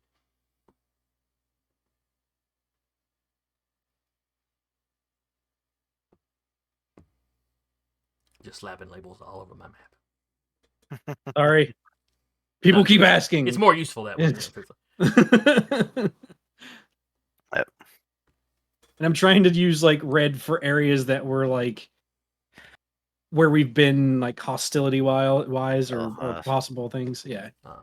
And where allies and other things are too in blue, thus the HQ one. All right, so the Leo, Salvador, Dorothy team, are y'all headed back to the office at this point? Unless Leo has anything else to do. Because we may need to actually procure funds if we're going to hire any of Yeah, the trackers. that and also just having extra eyes on hand. All right, so y'all If load up it's in the car. Yeah, if the brew were involved, yeah, we'd better not. Better not go ourselves. Yeah. We tried Do that not- once. Yeah, do not split the party. Correct. So yeah, y'all load Split the up. party when doing research. Don't split the party in a combat. Yes. So y'all head out. Dorothy's like, all right, I think I got us an inn in that precinct now. Like, Elaborate.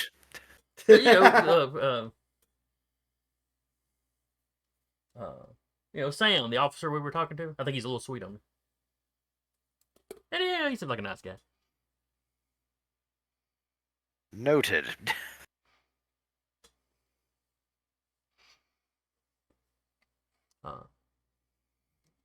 And you're sitting going, well, that small talk she started with him just seems so natural too. Yeah. She may be dangerous. Socially. I kind of look at Dorothy and go, I think we have your talent here. I think we've got your talent in the group. Oh yeah, I'm a people No wonder person. you hang around. Yeah. No wonder you hang around Michael all the time. Oh yeah, wrapped around my little finger. Yeah. Well, truth be told, the majority of our group are not. Well, let's just say we're not known for our social skills. I don't know, Viviane's pretty good. Tink's got that kind of little adorable thing going on. He just smiles. Well, you hear they're talking about this in the car on their way to the office. Somewhere Teak smiles. Doesn't know why. Somewhere Teak smiles. Turns out Your you ears find out burn. he's We'll in. talk about you, but Teak sneezes. That's it. Turns out the Model Teak and Teak are actually one and the same being. They're linked psychically. Okay, hold on, buddy.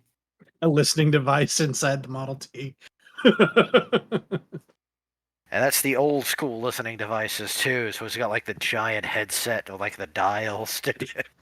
Vivian just sees Teak in the corner with giant headset. Just let him go. He's having fun. So anyway, you get back to the office. Dorothy walks over, puts a pin in the forest area.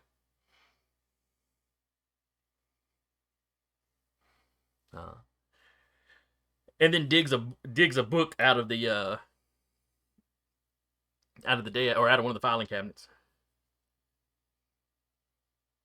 That seems to be a book of the maps of the city kind of thing.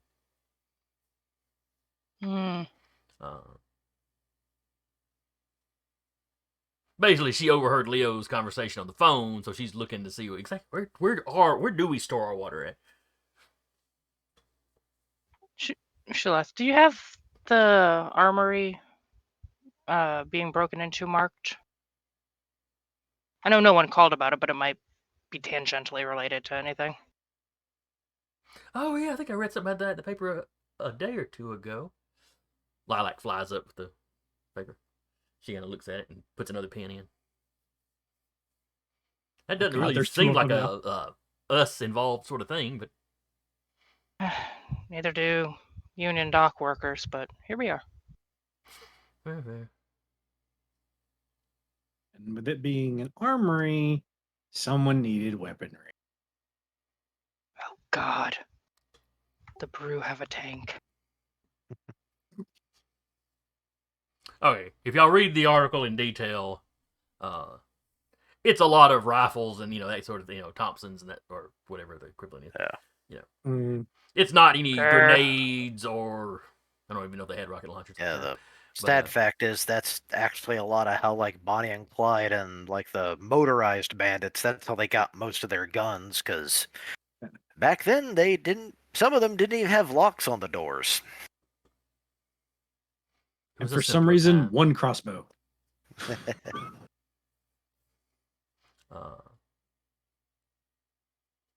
So yeah, but armories getting hit is not some super freakish thing. It's a big enough deal that it makes the local papers when it happens. So we have to she'll wait till everyone's there, because I'm assuming Michael's coming as well. Oh yeah, Michael would get done with his work at some point. Sorry, I forgot about poor Michael. Waits till everyone's there. So Fastly went to see us, but we should probably try to not look like us. That's okay. Oh, I left all my disguise stuff at the apartment. That's Lilac. Probably. We can probably make do with something. I mean, or we can run back real quick and grab it. If she knew they were going to do disguises, she would run back and grab it real quick before everyone got there. Okay. Lilac has wigs. Are they lilac-sized wigs? They are lilac-sized wigs. Otherwise, They're going to be fantastically helpful. I just imagine that they're all multicolored and like they put them on teak and it's just a rainbow. It's nothing too Just like- freakishly colored because this is the 20s. Yeah. Only old ladies were allowed to have blue hair. She has disguise stuff. She has a pretty decent disguise skill. So she'll be like, I could Now make imagine- y'all look enough sorry. different that you don't look like yourself when we're going in. You'll still look like, an elf or human, kobold. You're gonna look like I'm sorry, Teak. It's okay. I can make it look like a different kobold, though. Not unless you carry a big suitcase. We are not putting Teak in a suitcase. It's happened before. They're not as uncomfortable as you We're- think. We're not putting you in a suitcase. It's kind of comfortable, depending as long as there's nothing in it. She's like, I'm trying to be polite and a friend here. Just don't put a pencil in there and we'll be okay. Those things hurt, especially when jabbed in your side. Do you really want to be in a suitcase? Is that it? No, I'm making a joke. Lilac's like, oh, I thought you were missing your mob days. She leans over to Lilac. I was put in a suitcase once. Yeah, I wasn't joking when I said they're not as uncomfortable as you think. She's Nobody going put to me go in there, around. but sometimes you have to hide. He's going to go around and start trying to disguise people to kind of look enough like not themselves. Lilac Don't need to roll. disguises herself to look much lighter color hair and much more traditional, Outfit. Yeah. Sorry, I laughed because I was like, make Teak look like a barkling. How many wigs does Lilac have? No. Not enough. The tails would be figures hard they to would- hide, though. The tail would be hard to hide. The trick is with the Rare first trench thing that coat. popped into my head when you said Lilac had multiple colored ones and Teak was gonna wear them. Teak in a multicolored wig and like Bootsy Collins like star glasses. True. Nice. Really? Using some power. Oh, come on, y'all can just show in really Ah. bad disguises. She has standards. They're not much, but she has some. Alright, spend the points. Y'all and can reroll. talk if she's doing disguising. Okay. So yeah, like Nothing dramatic. you're not really changing anybody's species. It's just Classes, hats, stuff different like that. dude. You change up the clothes enough that it doesn't look like their usual style. Yeah, switch jackets between people.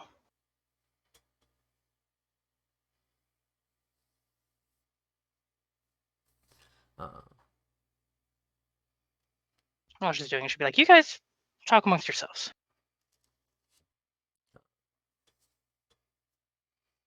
Salvador is just looking around. Talk amongst So yourselves. He's gonna look outside and see if anybody's like any weird cars or highfalutin Invisible men. cars are outside or suspiciously ordinary looking men. yes, exactly. Something that he might recognize as either an Italian or a mob style of vehicle, or just keep a lookout, basically. Okay. She would go back over the envelope thing if she didn't give the whole story on the phone. Okay, Teak. Teak, you're not really noticing anything particularly unusual. None of us see anything. You see a lot of ordinary guys walking around in business suits, but they're not suspiciously ordinary. How ordinary do you have to be suspicious? Is what Teak's thinking in his head. Yeah, and you realize, That the man problem is all. the problem with people dressing like average people is that so many people are average. How average is average? Oh God, am I one? But you're not seeing anybody in pinstripe suits or anything. Nobody seems to be watching your building. No. I mean, now a lot of people that walk by glance up at the building because it's kind of known that it's y'all's office in this part of town. Yeah. A few people even wave when they see a kobold leaning out one of the windows. Oh, I bet that's the one. He just waves back, being nice. But eventually Viviane gets everybody kind of disguised up a little bit. Y'all head to the hospital. And I'm assuming drop people off at random street corners, let them walk the last block or so. Yeah. Just to clarify, did anybody call Michael and Yeah. tell them this was happening? Yeah, we had this Yeah, we discussion called about him. it. I couldn't tell if you were paying attention or nothing. But I yeah, was they'd called have probably called you you to at the the office, office. so as soon as you got off work, you could have. Okay. And then once he got there, she did the disguise everybody thing. Right. Yeah. I heard the office and was assuming like y'all were talking about HQ office. Nope. No, we called, disguised you. Okay. So You have a individually, fake y'all all mustache. managed to get up to Vasley's.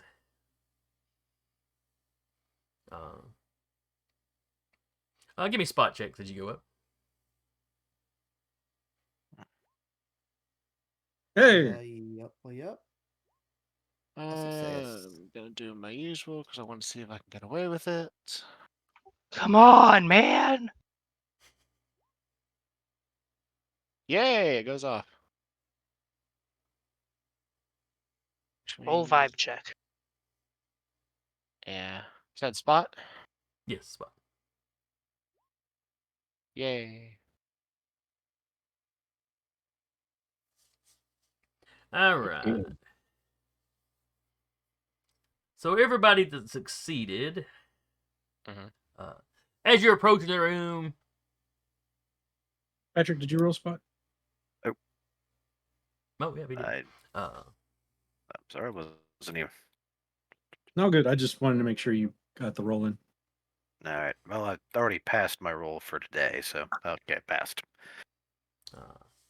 So So yeah, so everybody that succeeds, you spot somebody sitting in a chair, reading a newspaper, but he's clearly watching everybody pass by.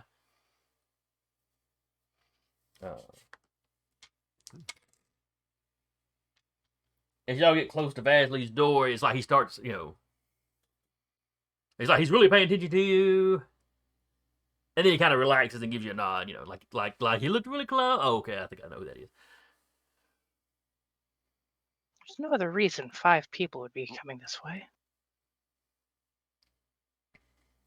Man, I'm gonna be very embarrassed if they send an entire squad of assassins after this guy. Everyone goes in there and just Julius Caesars him. Oh my god, they turned this man into a giant salad. Hey, when you open the door and go in, there's somebody sitting in there with Vasley.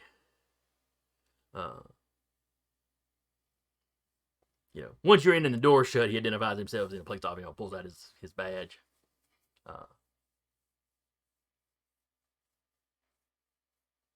Vasley is awake and conscious, and got a little radio playing in the corner. 1920s jazz. Yeah, Vasley strikes him as a jazz man. Jazz is kind of anti-establishment in some ways. Just because knowing what he does about the whole thing. Cool. He's gonna focus his attention on Vasley. Okay. Oh, and you have looked at him with that going on before. Yeah, I mean like the now bit. Yeah. But See if the officer anything excuse else happened to his health. Oh yeah. Yep. He's 'Cause definitely our suffered an detection is injury, but now on. he's okay. Yeah. Okay. The police officer, once he introduces himself, he'll excuse himself, tell you he'll be right outside the door if you need anything.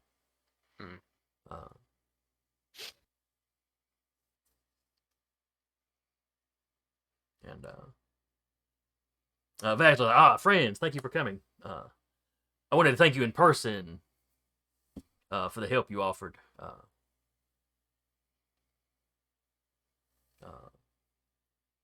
You probably stopped quite a few injuries, quieting the riot as quickly as you did. He looks over, and the medical assistance you gave me. The doctors say, if I might very well have bled out before the ambulance could have gotten me or could have gotten to me, without you. Got to have been of help. But yeah, he truly appreciated it. You have been a friend of the dock workers. Well, my father was one, so. He's like, oh, here in the city? No, along the Mississippi. Ah, yes. I have not. That's one area I have not been. I've not been down south. Well, southwest, but not the south.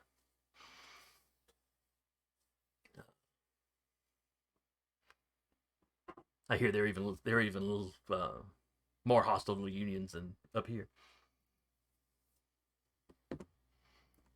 Significantly. But mostly he's concerned about Jim. And of course, poor Hyson, getting a scare like that, though. Jim has been by not by while I was here, while I was at the other hospital. Jim did come out and let me know what had happened with Hyson and that she was fine. Getting the names and addresses is a little disturbing. I mean, not that you couldn't find that information out about most of the people on that list with a little legwork anyway, but why somebody would want it?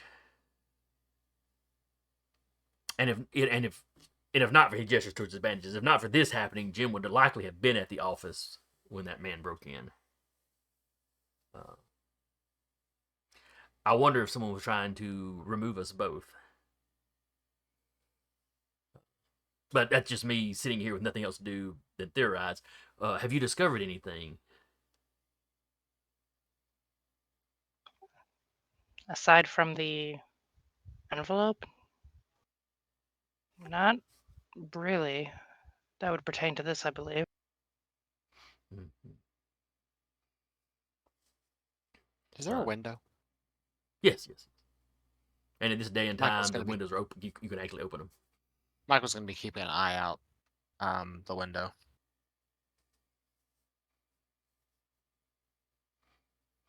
If I was going to shoot into this window, where would I be shooting from? Pretty much. Yeah, he knows we're dealing with a sniper, so Yep. he's keeping an eye out. That's fair. That's fair. Teek's gonna walk up to Leo and like tug him to like lean down. I lean down. Just check the medical stuff just to make sure. His health is currently fine. Check his Yeah. charts. Yeah. But Yeah. you did. I don't think you told Teek that, so he's Yeah. he's going by his own notions. Yeah. Looking at his chart, medicine roll. Okay. You're looking at the charts. You're not seeing anything suspicious there. Okay. You step over. You look in the trash can for like discarded stuff. Okay, nothing. There's no weird empty drug container there that shouldn't be there. All right. And then back to the sniper lookout for for Anderson. Luckily, the hospital is actually kind of the tallest building on the block here. Mm. So a sniper on a neighboring rooftop could definitely shoot the window. Yeah. But they'd be unlikely It to be would able be- to see Vasley laying in his bed. They can see into the window, but they can't see what's really Right. into the actual area. So Gotcha. Michael standing looking in the window would be visible, but not in your eye, really Yeah. further back in the room. Hmm. Now, if they've got halfling assassins, maybe they have sprite assassins as well. Who knows? It made me think of when the first helicopter was created, 1936. So not this era. Yep.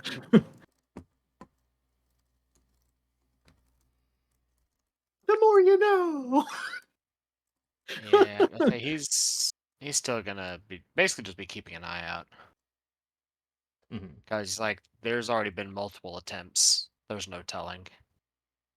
Yeah. Mhm. Everyone else Ooh. has reported that they're But fine. auto gyros were around in the 20s. Yes, they were. They were Someone the just, like, predecessor. pedaling. They looked basically a plane with a helicopter propeller. I They knew were sort of the proto helicopter. Yeah, I knew they were around in the 30s because in the old Doc Savage pulps, he had one. Yeah, because those, like the actual propeller, like the rotor, was not motorized. It would gain spin as it took off, which would assist in landing, but it would allow it to auto gyro down still. Which, is a bonus for an aircraft. Oh, the engine just stops working. Yeah, we just kind of, we just sort of land. Oh, okay. Yeah. You can't really hover in an auto gyro, so someone better be a damn good shot if they're using one of those. Yeah. Easier just to get a sprite with a gun. Just Ant-Man him. It's only it's essentially a 9mm pistol, but it's like shoulder mounted. Why is Myrtle out there? Why is the gun shaped like a rolling pin? Why does the gun shoot rolling pins?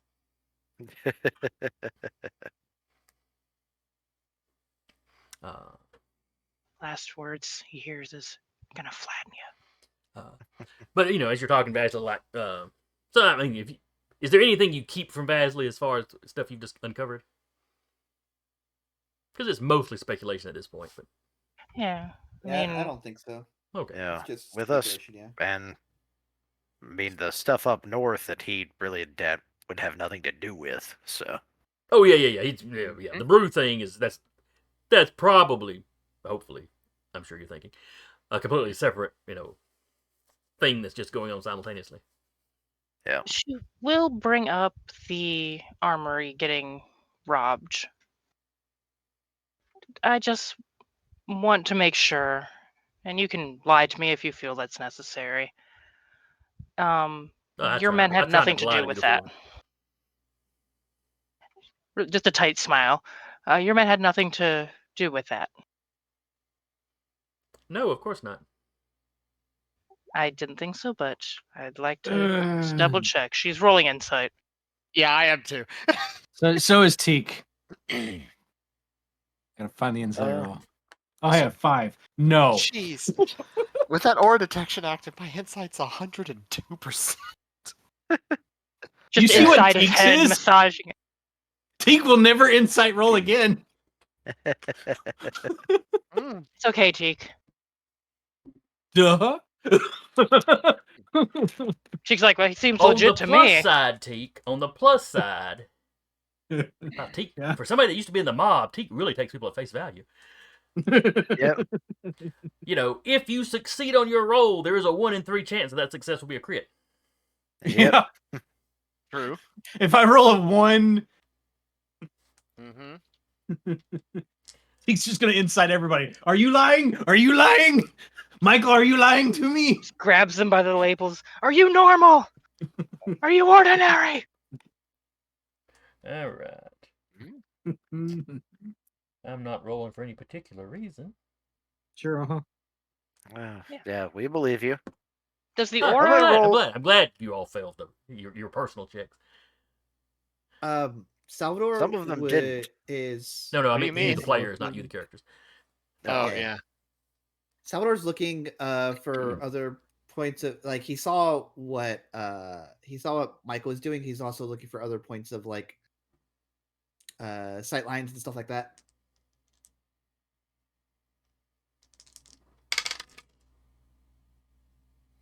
All right, so that's a 20. All right.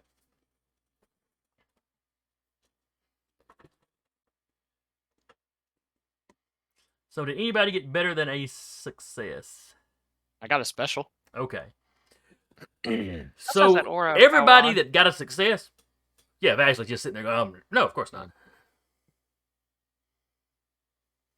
You know, it's not like he's sounding super innocent or anything, but Plus, I will also say with the successful idea roll I did previously, I would also know like all the usual stuff that aura detection gives me. You know, like degree of evil, power points, or degree of good, yada yada yada. PowerPoint's less than you. He's probably average person. Yeah. Degree of evil, I think we got that last time. Well, last time I tried, it never went off. Oh, I did it failed never the go roll. off? Did it never go off with Vasley? Okay. Yeah. I failed the. I tried. At the office when he first met like Vasley and Jim when he was introduced to Jim. But the power never went off. Okay.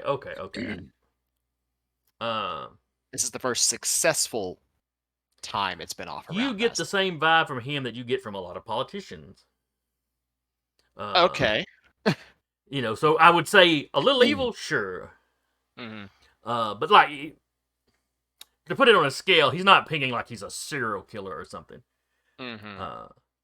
But somebody that's a fair bit ruthless. Mm-hmm.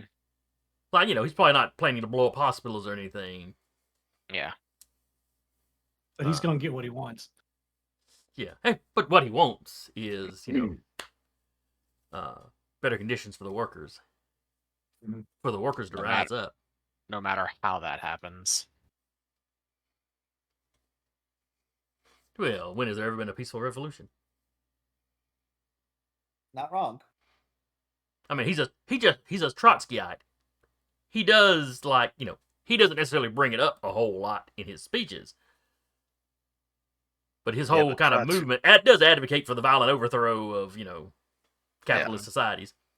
And certainly any sort of monarchy or, imperial system. Which is part of the reason why Trotsky fled the USSR, because Stalin took power and was kind of setting himself up as a monarch. Mm-hmm. Well, they were big rivals, kind of period. Yeah. It was going to be one of them that took over more than likely. Yeah. That's why you get an ice axe to the back of the head. Yep. Down in Mexico.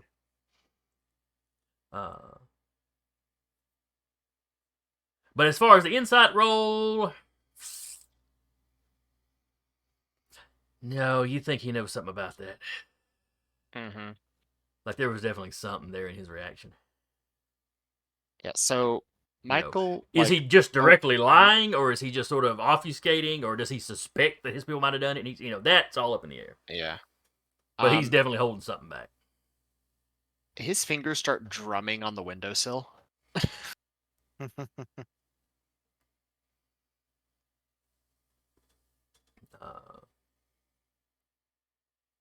You're certain it wasn't any? We're just trying to figure out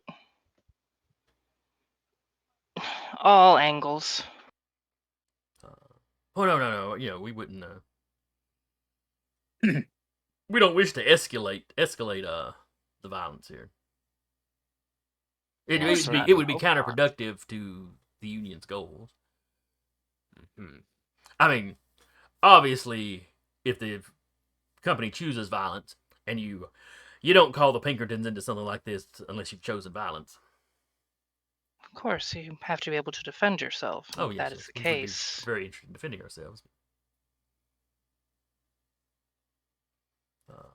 Though he notes that nobody else at the docks got shot other than him.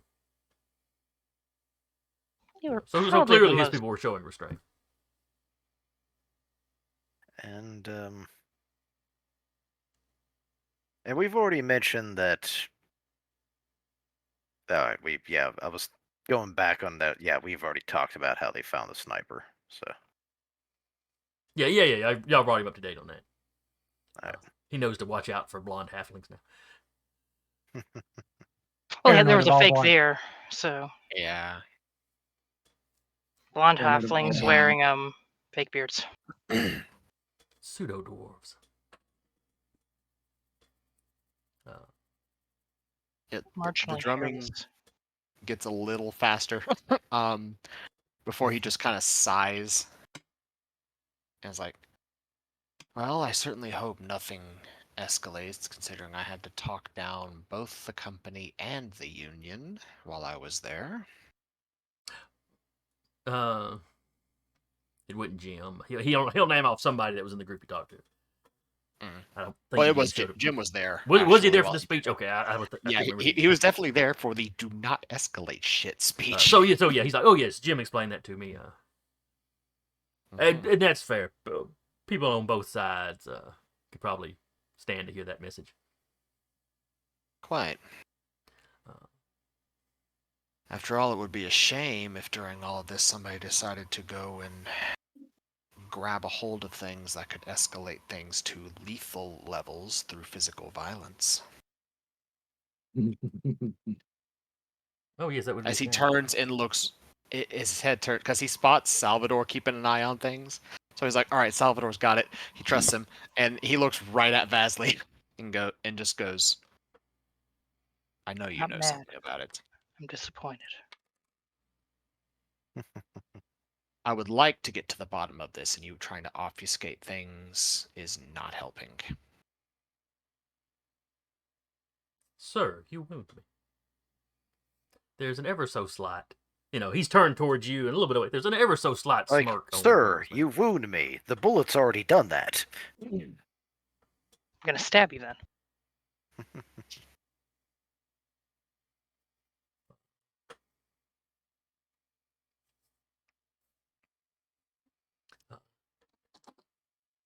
So yeah, he's not certain what you're implying, but if it'll make you feel better, he'll ask around and see if anybody knows anything. I prefer you just to tell me what you know. It's less what I know and more what I suspect, or perhaps I should say what I fear. Well, then what is it you fear? I'd rather not say without looking into it. I wouldn't want to cast suspicion on someone and then discover that I'm completely, out in left field on it.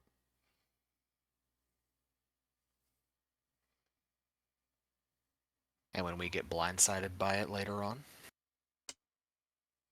Well, hopefully that won't happen. If somebody involved with the union is involved with what you're concerned about, I would definitely try to talk them down.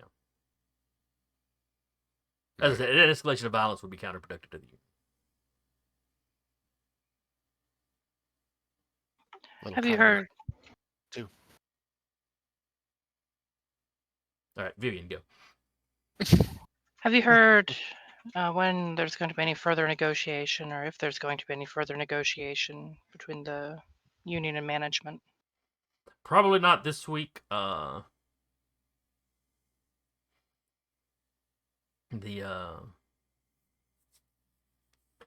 with the excitement, everybody's pulling back to let the police investigate, and Naturally. yourselves, of course.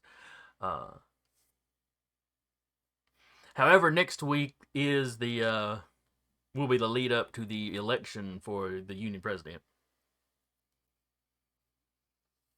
I, of course, am backing Jim, but of course, he's not the only one running. How many others are running? There's 3 others. Do I have their names handy? I don't think I have their names handy. Steve, Bob, and Bob too. Steve, Bob, and not Bob. Steve, Bob, and Steve with a PH. Steve, Stephen. He and rattles off people. I'll Stefan. have their names by next week. Yeah. You know, 2 of them. It's really just going to come down to 2 of them, in all likelihood. But they'll be doing some campaigning, and they'll this, that, and the other. Obviously, I'll work with whoever wins. Maybe suggest all of them to be a bit more careful, a bit more observant, everything considered. You're right, because they obviously tried to kill me, and I'm still worried that that's what the purpose of that man breaking into Jim's office was. Maybe I'm wrong. Maybe it was just somebody ransacking it, trying to get information. It just seems quite a coincidence. It just seems quite a coincidence that the only reason Jim wasn't there was what went down at the dock. Yeah. An ounce of caution saves a pound of pain. Indeed. And I've gently pats the wound. I have had enough pain for the next little while. I won't keep you any longer, but thank you for coming by. Of course. If you think of anything else, don't hesitate to reach out. Oh, I have your number. Memorized, even. Another tight smile and a nod. Well, he meant the office number. He's not. That wasn't him flirting. She's still just like creepy. That was weird to say unprompted. She He gets is on medication. He's pretty lucid, but he is on medication. She just gets the like kind of marginally schmarmy, like used carsman politician vibe. That's fair. So she's like, I'm a go. I'm out. Bye. Just jumps out the window.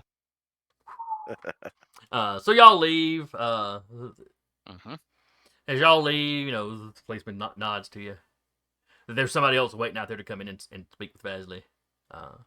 Based on how he's dressed, probably one of the union guys. He's not one you particularly recognize. Someone that's not particularly recognizable, you say? You do not recognize this individual.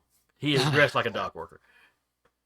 I'm doing the vibe check on that guy. Yeah. While my power's still active. Fair enough. Vibe check with this guy. Barely succeeded, but how can I put this? Power wise, less power from you. He's probably not magical or psychic or anything. Yeah. Or if he is, he's just not very good at it.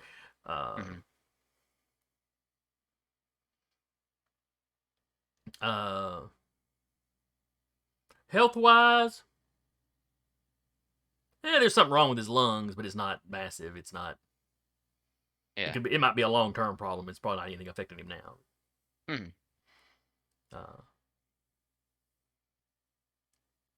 And as far as evil or whatever, let's just say he's a good match for Vasley. Oh, fun. Okay.